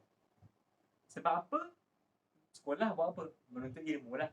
Takkan perah susu kambing pula kan? So, menuntut ilmu. So, menggunakan bahasa apa nak cari ilmu? BM. Sekolah menengah kebangsaan. Kebangsaan. Melayu, Cina, India boleh masuk sekolah tu. Ya, ada kawan saya India masuk masuk STAR kot. STAR. Ada kawan saya Cina masuk RMC, Royal Military College. Nampak benda sekolah-sekolah tu majoriti Melayu, tapi boleh tak mereka masuk? Boleh. Sebab guna sistem kebangsaan. Ingat tu. Okay. So, bahasa ilmu dan juga bahasa perpaduan. Dah settle dah? Lepas tu, UKM, Universiti Kebangsaan Malaysia. Kenapa dia pun dimasukkan? Kebangsaan. Clue dia. Kebangsaan. Digunakan sebagai pusat keilmuan. Gitu. Pusat keilmuan bahasa apa? Kebangsaan. Kebangsaan Melayu. Okay. Ini pusat pengajian tinggi awam pertama, pelbagai jurusan, pelbagai bidang khusus. Dia bagi kau nak buat kursus accounting ke, kursus apa, boleh. Tapi engkau belajar dalam IM. Dahsyat kan? Lepas tu ada pertubuhan Institut Alam. Institut Alam, panjang namanya. Alam dan Tamadun Melayu ataupun singkatan ATMA. Okay. Nak selidik rujuk bahasa apa semua bahasa tamadun Melayu di sini, di UKM. Research BM. Korang mesti pelik. Research bahasa, macam mana research bahasa? Kita kena research ke siapa yang gunakan bahasa itu? Sebenarnya, research bahasa sama macam awak research sejarah. Awak research asal-usul bahasa Melayu. Awak research budaya Melayu. Awak research karyawan Melayu, sastra Melayu, siapa buat karya apa. Contoh, karya pantun-pantun lama, syair lama, kena analisis semua, kaji. Mereka lah buat. Kaji pasal tamadun Melayu. So, bila kita lagi tahu pasal Melayu, lagilah orang, identiti kita. Orang tanah Melayu lagi faham. Lagi sayang. Okay, macam tu. Lepas tu menjadi tumpuan penyelidik, sastrawan, karyawan budaya pelbagai kaum dari dalam dan luar negara. So, sistem yang bagus, mesti ada orang yang bagus kan? Yang handle tu. So, orang-orang ternama UKM yang handle benda ni. Tokoh-tokoh. Contoh Muhammad Haji Saleh. Okay. Dan juga Siti Zainun Ismail. Okay, jangan malukan saya guys. Dua-dua ini ialah sastrawan negara. Betul. Tak percaya, pergi search. Mereka ialah sastrawan negara. Banyak karya, banyak syair, banyak pasal sastra, pasal kebudayaan Melayu, mereka dua yang conquer. Zainun ni, yang famous lah. Awak tak je sastrawan Zainun, apa ke, sastrawan Siti Zainun, memang tunjukkan bahawa dia tokoh UKM pula tu. Memang UKM ini benar-benar menekankan bahasa Melayu.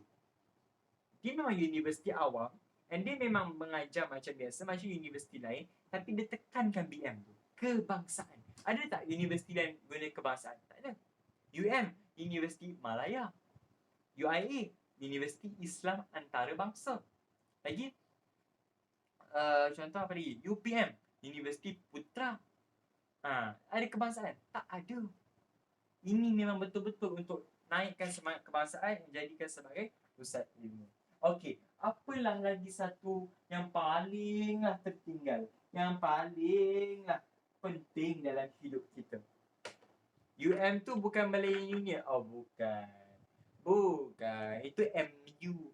Awak ni, saya dah ajar awak meningkan kepala orang. Ini geramnya saya. Salah. Okay, apa yang paling penting yang pasal bahasa Melayu yang selalu korang lupa? Dewan Bahasa dan Pustaka. Yes. So Dewan Bahasa Pustaka ditubuhkan di Johor Bahru, resolusi Kongres Bahasa dan Persuratan Melayu yang ketiga. Okey, bertujuan memartabatkan bahasa Melayu. Apa tujuan martabat bahasa Melayu? Ada tak dia kata martabat bahasa Inggeris? Tak ada. Sebagai bahasa ilmu. Okey, bahasa rasmi. Nama rasmi dia, nama asal dia Balai Pustaka. Dia seolah-olah macam istana untuk pustaka, untuk bahasa Melayu. Nak tunjuk status BM tu tinggi. Tapi lama kelamaan itu tukar Dewan Bahasa dan Pustaka. So pengarah pertama DBP ialah pengarah Ungku Abdul Aziz. Alhamdulillah. Okay. Kalau awak tahulah, ni Allahyarham Allahyarham Ungku Abdul Aziz. Okay, saya tunjuk muka dia sekejap untuk awak. Kalau siapa tak kenal, dia ialah orang yang sangat berjasa kepada Malaysia. Okay. Dia adalah orang yang sangat berjasa kepada tanah air kita. Boleh respect lah kat dia sikit kan. Respect dia sikit. Saya share screen Okay. Okay. Okay. Nampak ni? Ungku Ungku Abdul Aziz. Nampak? Okay. Ungku Abdul Aziz dia memang ada darah orang putih. Pandai. Dia memang ada darah orang putih. Beliau meninggal dunia tahun lepas. Beliau memang banyak jasa kepada rakyat Malaysia. Dan beliau adalah satu-satunya orang yang mendapat gelaran Profesor Diraja. Satu-satu. Profesor dah cukup bagus. Tapi dia Profesor Diraja. Yes. Yes. Dia sumbangan dia dekat negara, ekonomi sosial memang one of the greatest. Korang research apa dia punya sumbangan sekejap lagi. Sejarah kan pasal exploration tu. Explore. And nak tahu tak siapa anak dia? Anak dia ialah Zeti Akhtar Aziz. Pernah dengar tak nama Zeti Akhtar Aziz? Pernah dengar tak? Pernah dengar? Pernah. Saya rasa kan, kalau saya tunjuk ni mesti awak tahu. Sekejap Zeti Akhtar Aziz. Jangan. Saya rasa kalau saya tunjuk ni mesti awak tahu. Okay. Sambil-sambil tu. Okay. Saya tunjuk balik gambar Ungku Aziz. Okay. Cuba tengok kat kamera saya. Okay. Saya tunjuk duit RM1 kan. Okay. Awak nampak muka Agong first betul? Kan? Awak nampak muka dia. Tapi awak tahu kat bawah note 1 ni. Siapa tu? Tanda tangan siapa tu? Ya. Zeti Aziz ialah Gubernur Bank Negara dulu. Yang paling lama jadi Gubernur. 16-17 tahun. Lebih kurang lah. Lebih dari itu. Okay. Dia ni, yang sign dia Zeti Aziz dia lah. Anak Allahyarham Ungku Aziz ini, Profesor Diraja. Sebab bapak bori anak perempuan rintik. Gitu kan. Dia benar bank negara. Dia hormati di seluruh dunia sebab dia status kita, ekonomi kita maju. Okey, lagi satu Profesor Ungku Aziz ni selain daripada DBP yang dia buat, dia juga mengasaskan tabung haji. Yes. Tabung haji yang mak bapak awak yang memudahkan kita pergi haji buat tubuh akaun apa semua, dia cadangkan. Anak dia belum lahir lagi. Tabung kecil lagi. Sabar ya, sabar. Dia tubuhkan tabung haji. Idea dia.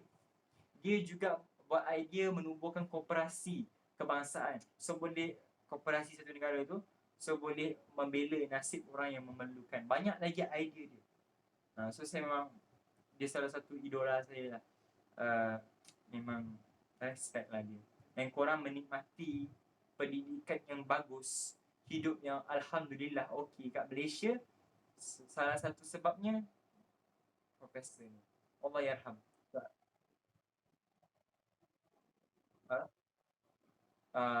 Dia lagi tua dari Mahathir. Lagi tua 3 tahun tu. 3-4 tahun. Mahathir lahir 1925. Dia lahir 1922.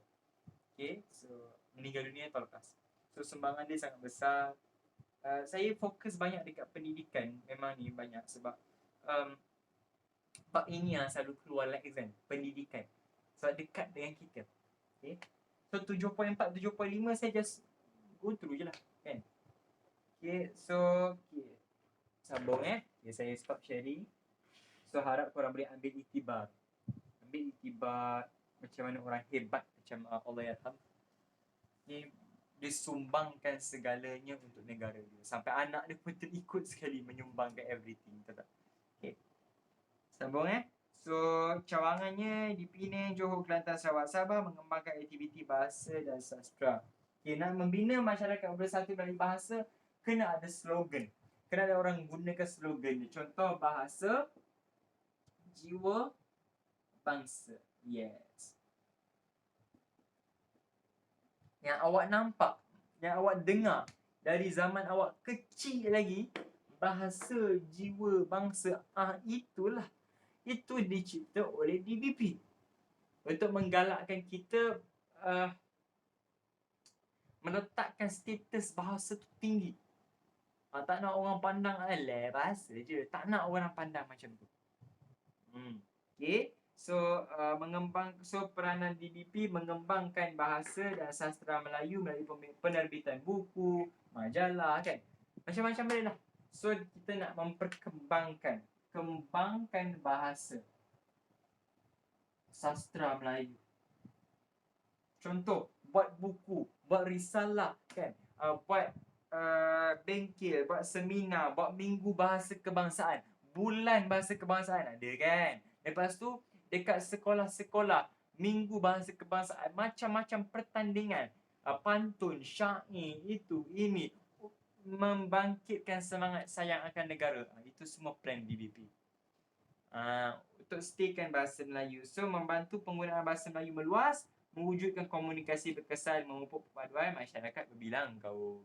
So bila setiap kaum, walaupun guna bahasa Cina ke, bahasa India ke, masa kat rumah berbual, tetapi bila bersembang dengan kaum lain, guna satu bahasa, DM.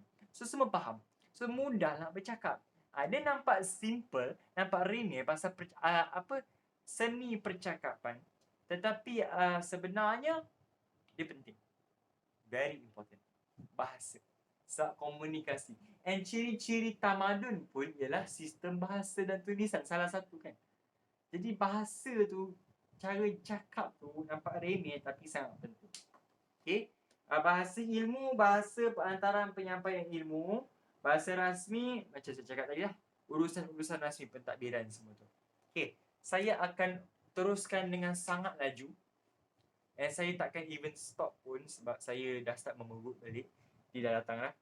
Sebenarnya 7.4, 7.5, 7.6 korang boleh tutup buku. Sebab dia lebih kepada contoh. Contohnya di mana hidup korang sendiri. Yes. Saya tak payah perlukan whiteboard dah pun. Yes. Nanti kan korang nak study untuk exam kan, dah last minute nak study, nak wrap up kan. Korang nak cover bab 7 ni paling cepat. Yes. Sebab benda korang fokus kat tadi. Nasihat saya lah, fokus pada jasa pendidikan, fokus pada integrasi nasional, benda-benda tu kan. Lepas tu fokus pada bahasa Melayu. Yang 7.456 ni korang just go through saja sebab korang dah tahu. In the end of the day, dia nak pupuk perpaduan. Contoh 7.4 saya pergi dasar kebudayaan kebangsaan. Paling senang. Sejarah pembentukan korang baca sikit. Prinsip baca sikit. Matlamat pun dia in the end sama untuk membentuk identiti kebangsaan. So agensi pelaksana semua kementerian pelancongan yang berkaitan dengan budaya. Kementerian Seni Budaya, Kementerian Pelancongan, Aswara, kan ada Aswara kan, korang tahu kan? Jabatan Kesenian Kebudayaan Negara, JKKN, Istana Budaya, benda pasal budaya. Budaya ni apa? Budaya ni cara hidup kita. Aspek macam mana? Aspek sosial. Contoh, tarian, makanan tradisional. Kan benda-benda macam tu. Tarian, lagu tradisional, pakaian tradisional, seni ukiran, seni bahasa, semua benda tu seni. Cara hidup budaya setiap kaum berbeza. Kita nak tahu, nak belajar kan. Lepas tu, ini korang boleh buat notasi. Macam mana cara korang nak ringkaskan 7.456 ni? Citra Warna Malaysia. Okay, dasar kebudayaan kebangsaan dijelmakan program macam Citra Warna Malaysia. Okay, Citra Warna ni, kalau korang pernah pergi kat Dataran Merdeka, macam-macam program ada. Kan? Program nyanyi lagu kebangsaan, lagu patriotik, buat itu, buat ini kan. Best. Best gila Citra Warna tu. And rasanya tahun ni patut ada juga. Tapi COVID kan. Lepas tu, akhirnya melahirkan penggiat budaya. Sebab seni ni kalau tak ada orang buat, tak ada orang pertahankan, hilang. Contoh, ingat sikit-sikit cukup. Azah Aziz Maungku, tokoh budayawan. Tolong ingat, teater kot. Hazah Dulmat, seni muzik tradisional. Lim Switin, kesusastraan. Okay, Lim Switin ni guys, saya pernah baca syair dia. Pernah. DDP ada list syair yang famous. And Lim Switin berjaya menulis banyak syair. Pelik tak? Lim Switin orang apa? Melayu ke? Cina tau. Tapi dia banyak tulis sastra dan syair Melayu. And saya pernah baca masuk bertanding guna syair dia. Bahasa dia sangat ya Allah. Memang level ayah ping . Kalau korang nak tulis kat exam, Lim Switin, ingat sastra dalam bidang kesusastraan. Kalau korang nak buat huraian, hal ini kerana berjaya menunjukkan perpaduan melalui budaya. Sebab apa? Korang boleh tulis hal ini kerana Lim Switin merupakan seorang karyawan berbangsa Cina yang menegakkan budaya dalam bahasa Melayu. Contoh syair dia, syair dia tak tulis tau dalam ni. Buku teks tak ada. Tapi kalau korang search, explore Lim Switin punya sajaan syair dalam Google ke apa ke, jumpa, ingat, dan korang tulis dalam exam, keluar pula soalan tu kat soalan essay, keluar, korang tulis markah ekstra untuk korang. Contohnya seperti Pak dapat markah. Tak disangka kan? Dia macam orang Melayu lah sebab and dia orang Cina tetapi dia lebih Melayu daripada orang Melayu. Faham kan? Dia lebih Melayu daripada orang Melayu tu sendiri. Okay, so lagi Samuel Das, muzik tradisional India. Dia pandai main sitar kalau tak silap saya. Syuhaiban Yusof, budaya kesusastraan Sabah. Matthew Ngaujo, muzik tradisional Sape, Sarawak. Korang tahu tak Sape? Sape dia macam gitar, macam kan? Macam violin. Tahu violin? Yang tu. Tetapi dia lagi besar, lagi panjang. Alatan muzik tradisional orang Sarawak. Okay? So bila ada karyawan-karyawan yang pro ini, dia hasilkan karya, sajak, syair, muzik. So budaya itu akan terus berkekalan. And kalau lah diorang dah tua and in the end meninggal, ada lagi anak-anak muda yang minat benda yang sama and menggantilah mereka jadi pelapis. Jadi budaya itu takkan lenyap. Identiti itu sentiasa akan ada. Takkan Melayu hilang di dunia. Itu sebab sampai sekarang ada sekolah Aswara, betul, sekolah seni. So dekat Aswara dia ajar tarian kita, dia ajar pakaian tradisional, dia ajar pasal budaya.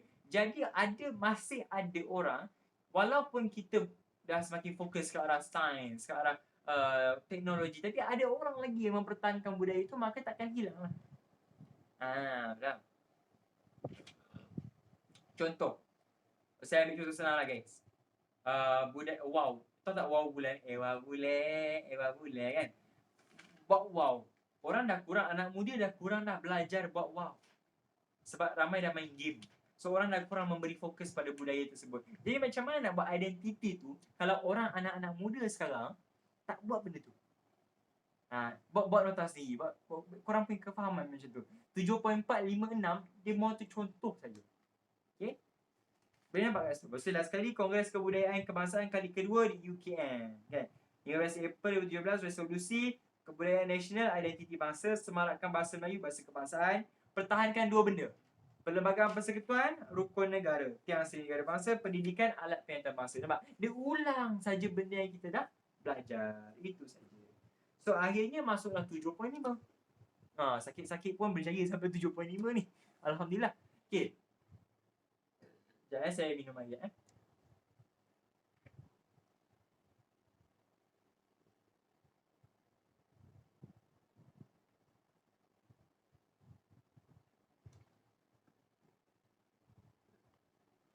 bab 7 ni banyakkan research sendiri, banyakkan explore sebab dia keliling kita. Sebab dia operation yang berterusan tau. Selagi awak hidup dalam satu negara Malaysia, Melayu, Cina, India, berbagai kaum, selagi itu akan ada proses ini. Awak takkan boleh stopkan benda tu. Sebab dia dah berjalan. Takkan berlari tak? Kan? Nampak tak? Kan? Saya just nak cakap, jangan putus asa dengan apa yang awak buat. Okay? Macam contoh yang tadi saya cerita Profesor Diraja Ungku Aziz tu kan, Allahyarham. Idea dia orang tak terima tau mula-mula. Idea dia buat tabung haji, idea dia buat bank Dewan Bahasa Pustaka, banyak lagi idea dia ekonomi, semua dasar ekonomi. Ada yang tak terima, tapi dia tak give up, dia teruskan. Sebab dia percaya pada idea dia, dia percaya pada prinsip dia. Okay? So macam contoh saya lah. Okay? Saya tahu saya sakit hari ni, tapi saya tahu kelas saya hari ni ialah pada hari Sabtu pukul 9.30 contoh. Okay? And walaupun dengan penuh kesukaran saya teruskan. Macam tadi Syah Firdaus sport, ni sukan alat perpaduan negara kan. Memang satu negara together menunggu nakkan kita Malaysia menang. Betul tak? Secara tak langsung dah memang satukan negara dah kan. Okay. So dia sakit tu memang sakit habis. Kita nampak pun dah sakit, apatah lagi dia yang merasakan benda tu. Betul tak? Yang Syafidah tadi yang kemalangan tu kan. Tapi dia give up tak? Tak. Orang ramai fikir tarik diri ni, fail ni. Tak, dia teruskan. Dia masuk pusingan repechage tu kan. Dia lawan dapat nombor 2, masuk suku akhir. Dia lawan, dia fight. Maksudnya sesusah mana pun cabaran korang, korang rasa korang nak give up, rasa macam tak ada harapan dah, fikir balik. Okay, kenapa korang start benda? And korang dah sampai sini, takkan nak stop pula. Macam Syafidaus, dia boleh je give up, tapi dah sampai Olimpik korang paling tinggi dalam dunia, takkan nak stop. Kan? You are there. Nak sampai lah. Macam awak semua, awak nak SPM lagi 6 bulan, takkan nak stop, takkan nak give up. Sebab korang dah 11 tahun belajar, 10-11 tahun belajar, 6 bulan sikit lah, sikit lagi nak give up. Allah bodoh ke macam tu. Lebih kurang lah kan. Okay, selagi saya tak give up dengan awak, jangan give up. Nanti bila saya dah tak ajar awak dah ni, teruskan usaha awak. Awak nak join tuition lain ke apa, nak join MC Plus, join kan. Tunjukkan usaha awak tu. Ungku Abdul Aziz, pengarah projek kepada Yes, betul? Kan saya dah kata jasa dia memang banyak gila. Okay, dia satu-satunya dapat gelaran Profesor Diraja. Yang lain ada gelaran Profesor Ulung. Kan, dah pernah dengar kan? Profesor Ulung kat Malaysia ada 5 dalam bidang-bidang masing-masing. Tapi Profesor Diraja, Madiyah bawah lagi. Profesor Madiyah bawah lagi. Itu sebab kau boleh dengar ramai orang ada Profesor Madiyah. Ada ramai dapat. Profesor Ulung lagi tinggi, 5. Lagi tinggi, paling atas, Profesor Diraja. Agung sendiri dia bagi gelaran tu. Betapa berjasanya. Kadang-kadang kita tak pernah kenal kan, siapa dia ni kan, tak pernah dengar pun nama dia kan. Macam hidup awak, kadang-kadang stranger, orang yang awak berbanding dengan kawan awak yang dah kenal bertahun-tahun, tiba-tiba datang seorang yang menolong awak, stranger. Setelah sebulan 2 dia tolong awak, lepas tu dia memberi impact besar dalam hidup awak, so dia belah kan. Lepas tu awak, siapa dia ni kan. Tapi in the end of the day, awak tahu, awak bersyukur sebab ada dia dalam hidup awak. Macam tu. Macam Ungku Aziz kan. Kita tak kenal pun dia siapa dia ni. Rupanya Bapak Zeti, rupanya itu ini dia buat, rupanya apa yang kita enjoy hari ni banyak daripada dia. Sentiasa ingat kat belakang tabir tu. Sentiasa ingat usaha awak nak sampai sini. Sentiasa ingat. Pahala bergerak, yes. Cuba awak bayangkan Ungku Aziz Tak payah cerita jasa lain, jasa berlambat lain, tak payahlah. Tabung haji cukup. Dia buat tabung haji tu, dulu orang pergi haji dengan kapal tau. Bersesak-sesak berapa bulan sampai. Sekarang tabung haji tu ada, kau tabung dapat giliran apa semua. Bayangkan berapa juta rakyat Malaysia dari berapa 70-80 kan sampai sekarang yang dapat manfaat. Berapa banyak pahala untuk dia. Tabung haji saja tau. Okay, pahala Dewan Bahasa Pustaka ni, berapa banyak pahala dia dapat dengan penubuhan ni jaga bahasa Melayu. Tak dia diganggu bahasa rojak ke bahasa apa ke kan. Sekarang kan ada banyak macam tu kan. Tapi DBP cuba sedaya upaya kan. Kalau follow Twitter, Instagram DBP, macam-macam dia buat untuk pertahankan dia kan. Baru dua ni. Lagi tadi macam Kamarul Research tadi. Dia apa pengarah projek Lebuh Raya Utara Selatan betul. Awak bayangkan dulu nak balik kampung ikut jalan lama tau. Jalan lama awak balik kampung kan. Jalan lama yang jalan yang tak ada tak ada highway yang dekat masuk jalan kampung pekan tu. Itulah jalan balik kampung dulu. Itulah jalan balik kampung.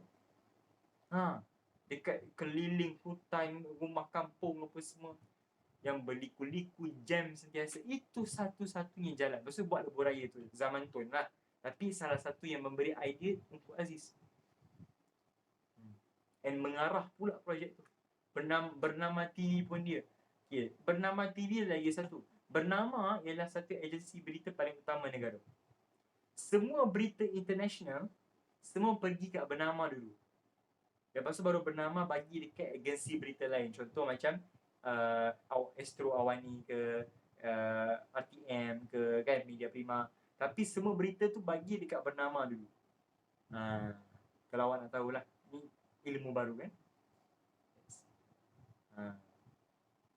Nampak tak jasa, nampak tak pahala dia tu. Nak cakap pasal agama, yelah, saya bukan nak cakap sangat. Saya pun bukannya orang yang bagus pun dalam segi agama. Tapi bila awak buat baik, dan bila awak cuba awak bayangkan. Awak belajar online sekarang kan. Contoh kat Hani Humaira ke, siapa ke, Atika, Mu'afah kan, Sarah, Syazana. Bayangkan Syazana kat Maluri kan. Bayangkan kalau junior-junior awak menjadikan awak, sebab awak ni first batch KSSM paling susah. Tikus Makmal betul? Bayangkan diorang gunakan awak as inspiration untuk berjaya. Banyak pahala awak. Kalau awak tak give up lah. Kalau awak teruskan sampai SPM dapat result bagus, insya-Allah saya doakan. Lepas tu mereka gunakan awak as idola. Bayangkan besarnya pahala awak sebab awak tak menyerah kalah. Bayangkan. Indahnya. Nampak remeh tau. Nampak awak selfish. Dia nak straight A seorang-seorang lah tu. Lepas ni lupa lah kita. Tapi kalau awak dapat straight A tu, orang pandang awak and orang kata, aku nak jadilah macam akak tu. Betapa besarnya kuasa satu idea. Besarnya kuasa satu inspirasi. Jangan pandang rendah. Okay? Saya hari tu terharu. Saya kan dari dulu ajar sejarah. Saya suka ajar sejarah kat orang. And bila saya mengajar, saya dapat diorang bagi tahu saya sejarah aku A, sejarah aku A, saya rasa haru. Rasa ya Allah, macam itulah. Sebab apa? Engkau sedar bahawa diorang berjaya, insya-Allah engkau ada di antara sebab-sebabnya. Sebab-sebab dia berjaya salah satunya engkau. Wow. Dan bila dia berjaya, dia lahirkan anak keluarga yang bagus, anak dia pula berjaya, salah satu sebabnya ialah engkau menolong bapaknya berjaya. Dah sampai ke COVID, dia sempat ke COVID Engkau Abdul Aziz tu. Sempat. Dia meninggal tahun lepas, sempat. Masa COVID dia ada lagi, tapi dia dah tua lah kan. Tengok muka pun tahu. Okay, boleh faham Okay, kenapa saya dah start membebel macam ni? Sebab sebenarnya bab 7 dah habis. 7.5, 7.6 tak ada apa. Bukan tak ada apa-apa. Tak ada apa means korang boleh faham sendiri. Sukan sebagai alat perpaduan. Rasanya perlu ke saya terang kan? Tak payah kan? Sukan melalui pendidikan. Ada dasar satu murid tu sukan koko, remote, bagi peluang setia kawan. Tak ada kategori umur kaum, semua boleh buat kan? Lepas tu tak ada acara sukan ikut kaum. Awak nak main badminton, orang Cina je main. Ada macam tu? Tak ada. Ni semua benda yang logik. Rakan guru penasihat bagi sokongan, bagi sorakan dekat ahli pelbagai kaum. Ada tak orang bila orang India berlari semua, Cina lari, Melayu, ada tu je? Tak ada. Tak ada. Semua equal chance. Sebab itu, lepas tu kerjasama salah satu, lepas tu Majlis Sukan Universiti Malaysia untuk sukan universiti antara kaum juga. Sukan Malaysia, SUKMA, 13 negeri dengan wilayah persekutuan. Integrasi antara negeri. Perak, Johor semua hantar kontingen dia. Penganjuran sukan serantau antarabangsa. Contoh, sukan C, sukan Formula 1, F1, sukan Litua di Langkawi, Commonwealth 1998, Litua di Langkawi. Perpaduan kita mampu untuk buat sukan-sukan macam tu. Okey, saya nak cerita kat awak. Kita dah 11.30. Okey, sambil-sambil tu saya nak cerita kat awak. Contoh saya ambil hoki Piala Dunia dulu, zaman 1980-an 90-an, tim hoki Malaysia antara terbaik di dunia. Yes. Kita sama level dengan India, Pakistan. Ya, seri lagi dengan diorang. Boleh menang lagi dengan diorang. Tim bola kita antara terbaik. Kalau awak semua tengok filem bola-bola kan, movie bola-bola, itu ada kebenarannya. Kita pernah berjaya layak ke Olimpik. Pernah. 1980. Tapi sebab kita boycott sukan Olimpik Moskow, Rusia tu, sebab Rusia serang Afghanistan, so kita boycott. So tak pergilah, tak hantarlah tim. Padahal layak dah tu. Mana pernah layak sebelum ni. And tim bola tu yang pergi ke Olimpik 1980 tu, pelbagai kaum. Itu perpaduan betul-betul melalui sukan. Sukan memang alat perpaduan paling baik antara kau. Korang pun tahu kenapa. Sebab keliling korang rasa sendiri kan. Kalau exam keluar, kau goreng lah apa fakta yang kau nak. Kau bagi contoh sukan apa. Kau bagi contoh antara kau macam mana bersatu. Dekat mamak korang lepak macam mana. Bagi tahu, bagi. Isi huraian contoh dan ayat inference. Macam format saya bagi korang kan. Contoh, apa lagi? Bola tadi kan. Setiap match bola, dekat mamak, ada kita kira ke kita duduk dengan siapa? Sebelah-sebelah orang Cina, sebelah-sebelah family India. Ada kita kira perkauman tak? Tak ada. Semua nak tengok Malaysia menang. Itu saja. Kan? Lagi? F1. F1 dulu yang kat Sepang tu. Sekarang dah tak ada dah. Dah bukan tuan rumah dah. Maybe sebab masalah kos ke apa kot kan. F1 memang kita antara negara yang dihormati sebab mampu anjurkan F1.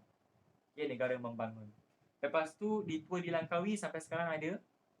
Litua di Langkawi dianggap salah satu sukan berprestij yang berbasikal tu kan. Yang peringkat 1, Langkawi ke Penang, keliling satu negara tu kan. Kita tunjukkan dekat komuniti antarabangsa kita ni bersatu padu, stabil negara. Boleh buat acara sebesar tu. Okay, nak cerita sikit pasal sukan Commonwealth 1998 dekat KL. Masa tu zaman Tun Mahathir. Masa tu, guys, Malaysia tengah krisis ekonomi. Siut tu. Krisis ekonomi. Bodoh lah kamu search nama siut apa. Krisis ekonomi Asia.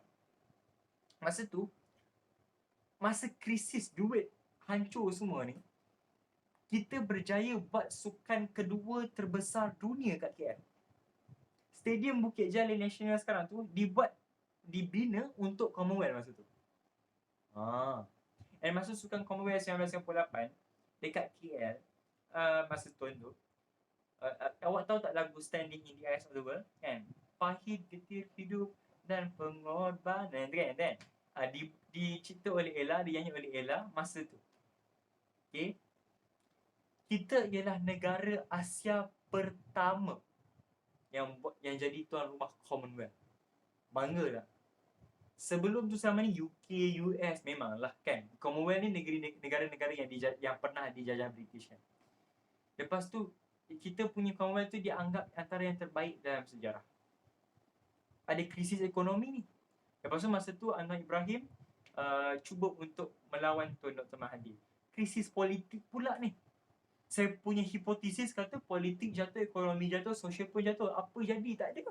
Sebab kita satu negara masa tu bersatu padu. Tak kisah kaum, tak kisah politik, tak kisah apa. Nak Malaysia buat yang terbaik. Dan Malaysia dapat kutipan yang terbesar 10 pingat emas masa tu. Dan sampai sama moden ni ada yang dah pecahkan rekod tu lah. Tapi masa tu paling tinggi. Atlet-atlet semua power. Tuan rumah macam ni pula memang power. Memang kita dipandang tinggi kat satu dunia masa tu. Kita mampu bila kita bersama. Lepas tu kejayaan Malaysia, kebanggaan bersama. Olimpik, Commonwealth, Sukan SEA, Sukan Asia, pemain jurulatih kerjasama tak kira kaum, kejayaan satu Malaysia celebrate, betul tak? Rasanya tak payah cakap. Sekarang Olimpik kan, hari tu apa, Aaron Chia Sewui dapat pingat gangsa satu Malaysia celebrate. Nampak tak? Bab ini 7.5, 7.6 awak boleh fikir sendiri. Tadi bola sepak kebangsaan, Sukan Olimpik Moskow kalahkan Korea Selatan 2-1, saya dah cerita tadi. Bola sepak bagi kaum, Arumugam, Mokhtar Dahari, ni semua legend-legend. Arumugam, So Chin Aung, Santokh Singh. Santokh Singh tahu kan? Santokh Singh kaum dia Sikh. Mokhtar Dahari Melayu. So Chin Aung Cina. Arumugam India. Beza budaya, beza satu team work as a family. Menang. Kan? Memanglah ada ujian, ada cabaran, tapi in the end berjaya. Lepas tu serius tu kalau gambar kat Matrix. Laungan Malaysia boleh, Petrol Islam. Pernah dengar kan, Malaysia boleh. Setiap kali sukan, setiap benda lah, Malaysia boleh, Malaysia boleh. Zaman tuan. Okay, masa untuk Piala Thomas, Piala Uber, badminton Piala Thomas, Uber, badminton. Dengan Olimpik dekat Spanyol, Barcelona, 1992. Sukan SEA Singapura 1993. So Malaysia boleh tu, kita percaya orang Malaysia boleh buat apa saja termasuk sukan. So kita berjaya menang Piala Thomas 1992. Sokongan ini membuktikan bersatu padu. Okay, so Kementerian Sukan, Kepimpinan Berwibawa. Okay, sukan mengukur perpaduan lah. Okay, dalam semua segi. Okay. Lee Chong Wei orang apa? Cina. Kita satu Malaysia support dia. Kan? Nicole and David squash, Cina. Mewakili nama Malaysia. Ada kita kata, kau Cina, kau tak layak mewakili Malaysia. Ada. Identiti kita. And last kali, rukun negara 7.6, tonggak kesejahteraan negara, ideologi negara, prinsip hidup masyarakat dalam semua, ikrar yang perlu dihayati warga negara Malaysia, falsafah hidup, cara hidup kita. Apa dia 5 tu? Ini dibuat sebab peristiwa 13 Mei. Itu sebab saya kata, tiba-tiba bab ini menceritakan pasal 2, Perlembagaan Persekutuan dengan prinsip rukun negara. Perlembagaan Persekutuan faham, dah pernah belajar kan? Tapi kenapa tiba-tiba pasal prinsip rukun negara pula ni? Sebab hari tu 13 Mei. Masalah dia pasal perkauman. So nak settlekan masalah kaum, maka kita cipta 5 tunjang yang semua orang kena ikut. Mageran cipta, Majlis Perundingan Negara buat, diisytiharkan rasmi oleh Yang di-Pertuan Agong pada 31 Ogos 1970. Okay. Pada tahun 2020, genap 50 tahun rukun negara dicipta, ada logo dia. Logo dia korang boleh tengok macam mana kat buku teks, and apa maksud dia, boleh faham sendiri kan. Okay. Matlamat rukun negara. Okay. Kamarul ada kata dekat belakang buku warna brown. Sekejap saya ambil. Tak ada pula. Okay. Dekat buku Gapen ada. Okay, dekat buku Gapen ni, belakang. Ada buku Gapen tak? Ada. Saya baca. Bahawasanya negara kita Malaysia mendukung cita-cita hendak mencapai perpaduan lebih erat dari seluruh kalangan masyarakatnya, memelihara satu cara hidup demokratik, mencipta satu masyarakat adil di mana kemakmuran dinikmati secara adil bersama, menjamin satu cara liberal terhadap tradisi kebudayaan kaya berbagai corak, membina satu masyarakat progresif menggunakan sains dan teknologi moden. Maka kami, rakyat Malaysia, berikrar. Okey. Ya. Yang saya baca tadi tu, okay, cuba korang tengok matlamat rukun negara. Sebiji tak? Tengok. Memelihara satu cara hidup demokratik. Ada tak hidup demokratik dalam matlamat rukun negara? Ada? Ada kan? Next. Mencipta masyarakat adil di mana kemakmuran bla bla bla. Ada tak masyarakat adil dalam matlamat? Ada kan? Menjamin satu cara yang liberal terhadap tradisi kebudayaan kaya bersyarat. Ada tak masyarakat liberal? Ada. Membina satu masyarakat progresif. Ada tak masyarakat progresif? Ada. Mencapai perpaduan lebih erat seluruh masyarakat. Negara bersatu. Ada tak dekat matlamat? Ada kan? So, semua benda ada di rukun negara. Yang korang baca setiap hari Isnin dekat perhimpunan, itulah dia. Korang boleh baca lah sendiri untuk apa. Lepas tu, prinsip rukun negara ada 5. Perlu ke saya cakap? Kepercayaan kepada Tuhan. Kesetiaan kepada raja dan negara. Keluhuran perlembagaan. Kedaulatan undang-undang. Kesopanan dan kesusilaan. Secara umumnya dah habis. Habislah bab 7. Alhamdulillah dengan penuh kesengsaraan kepayahan. Nanti saya akan hantar latihan macam biasa. Okay, habis bab 7.